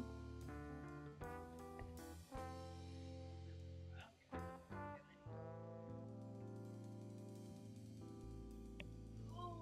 you about done there? Okay. Well, I think I'm about done myself. Before I go, I'm going to have a nice sip of this awesome coffee. With another shameless plug of, if you want to keep yourself up all night, go down below and click on that Death Wish coffee and order yourself some. Great for all-nighters and getting yourself to work the next day.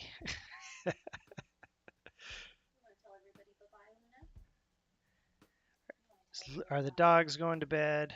Those dogs finally going to bed? No, not yet.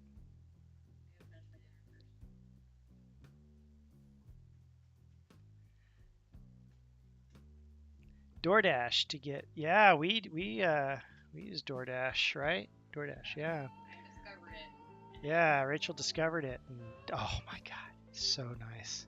They're so expensive as well about charges. Yeah, Like, it's just a cost money, right? It's a service, it's a convenience fee. You're paying a convenience fee to use that service, but is it nice? And I love DoorDash and Uber and Lyft and all these other very creative, innovative ways of delivery services. Because man, it's really good for like college kids who need some extra work. It's good for like, maybe the housewife who doesn't have like a full-time job because she's like taking care of the kids, but she's got her day free, so why not do some DoorDash deliveries or drive Uber around or something like that? Great way for her to earn money. I know a lot of professionals who also do that kind of freelance type of work, and I don't think people would be able to fit in the back of my Mini too well. I have a Mini Cooper, and I don't know if that's a viable Lyft car.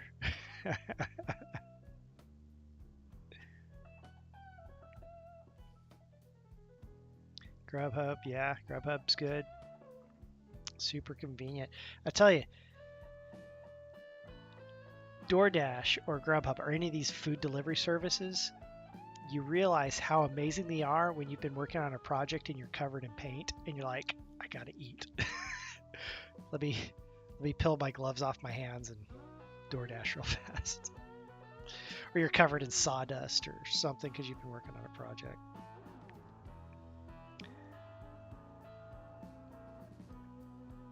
Or when you're not feeling well and you're like, oh, I don't feel like going to the store.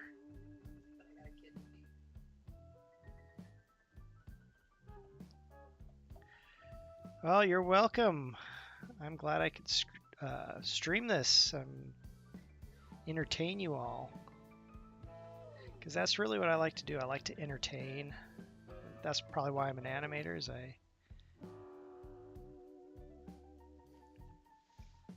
I like to entertain people and do little things that make them happy or excited or get worked up. alright, house. You ready to go to bed? Wait a minute. Wait, you gotta say bye-bye. You gotta say bye-bye first. Can you say bye-bye?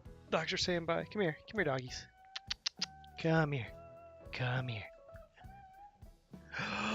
Oh, goodbye. Good night. It's late. It's late for little doggies. Oh, yes. All right. Oh, hair everywhere. Oh.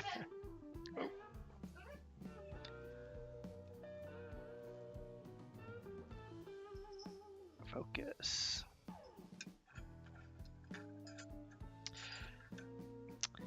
Good night, Hellcat. I think I'm about out of here myself. And I want to thank all of you for streaming with me and joining me on my journey of this anatomy um, study that I'm doing, and I'm gonna before I go, I'm gonna give one last little. Let's look down this thing. Gonna look at this thing one focus one last time. Hands aren't super great. I kind of just stopped on those for right now. They're kind of blocked in. I think I'm gonna put an eyeball in that right socket, his right socket.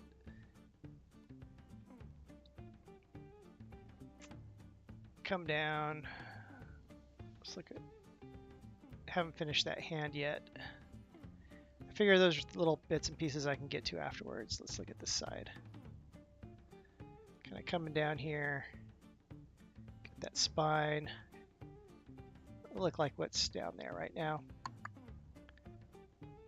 Coming down. I got to work on the back of that leg. I got to work on the back of that calf.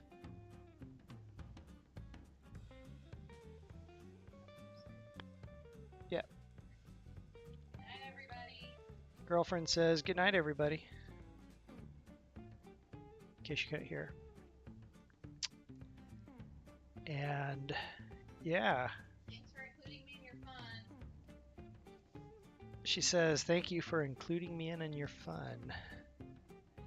And I think I'm done because I have to get up at 6 o'clock in the morning in about 6 hours. Get a kid to school and go to work. And make a video game. So you guys have a video game to play. But yeah, if you haven't, follow. Soon I'll be able to have subscribers within the next couple of streams, and I look forward to doing more of this with you guys. And as my journey continues through learning sculpting and my tutorials on Wednesdays, and I think I might do some illustrating. That's why I call myself Brewhouse Animation, or I'm sorry, Brewhouse Art Studio, because you never know what I'm going to do. Animate, illustrate, sculpt, project. And man, you all have a great night. And if you're just tuning in, go watch past shows and see kind of what I do. And I'll have my tutorial ready for Wednesday for motion editing and motion capture and all that fun stuff. So, all right, you guys have a good night as I turn around and hit stop stream. Laters.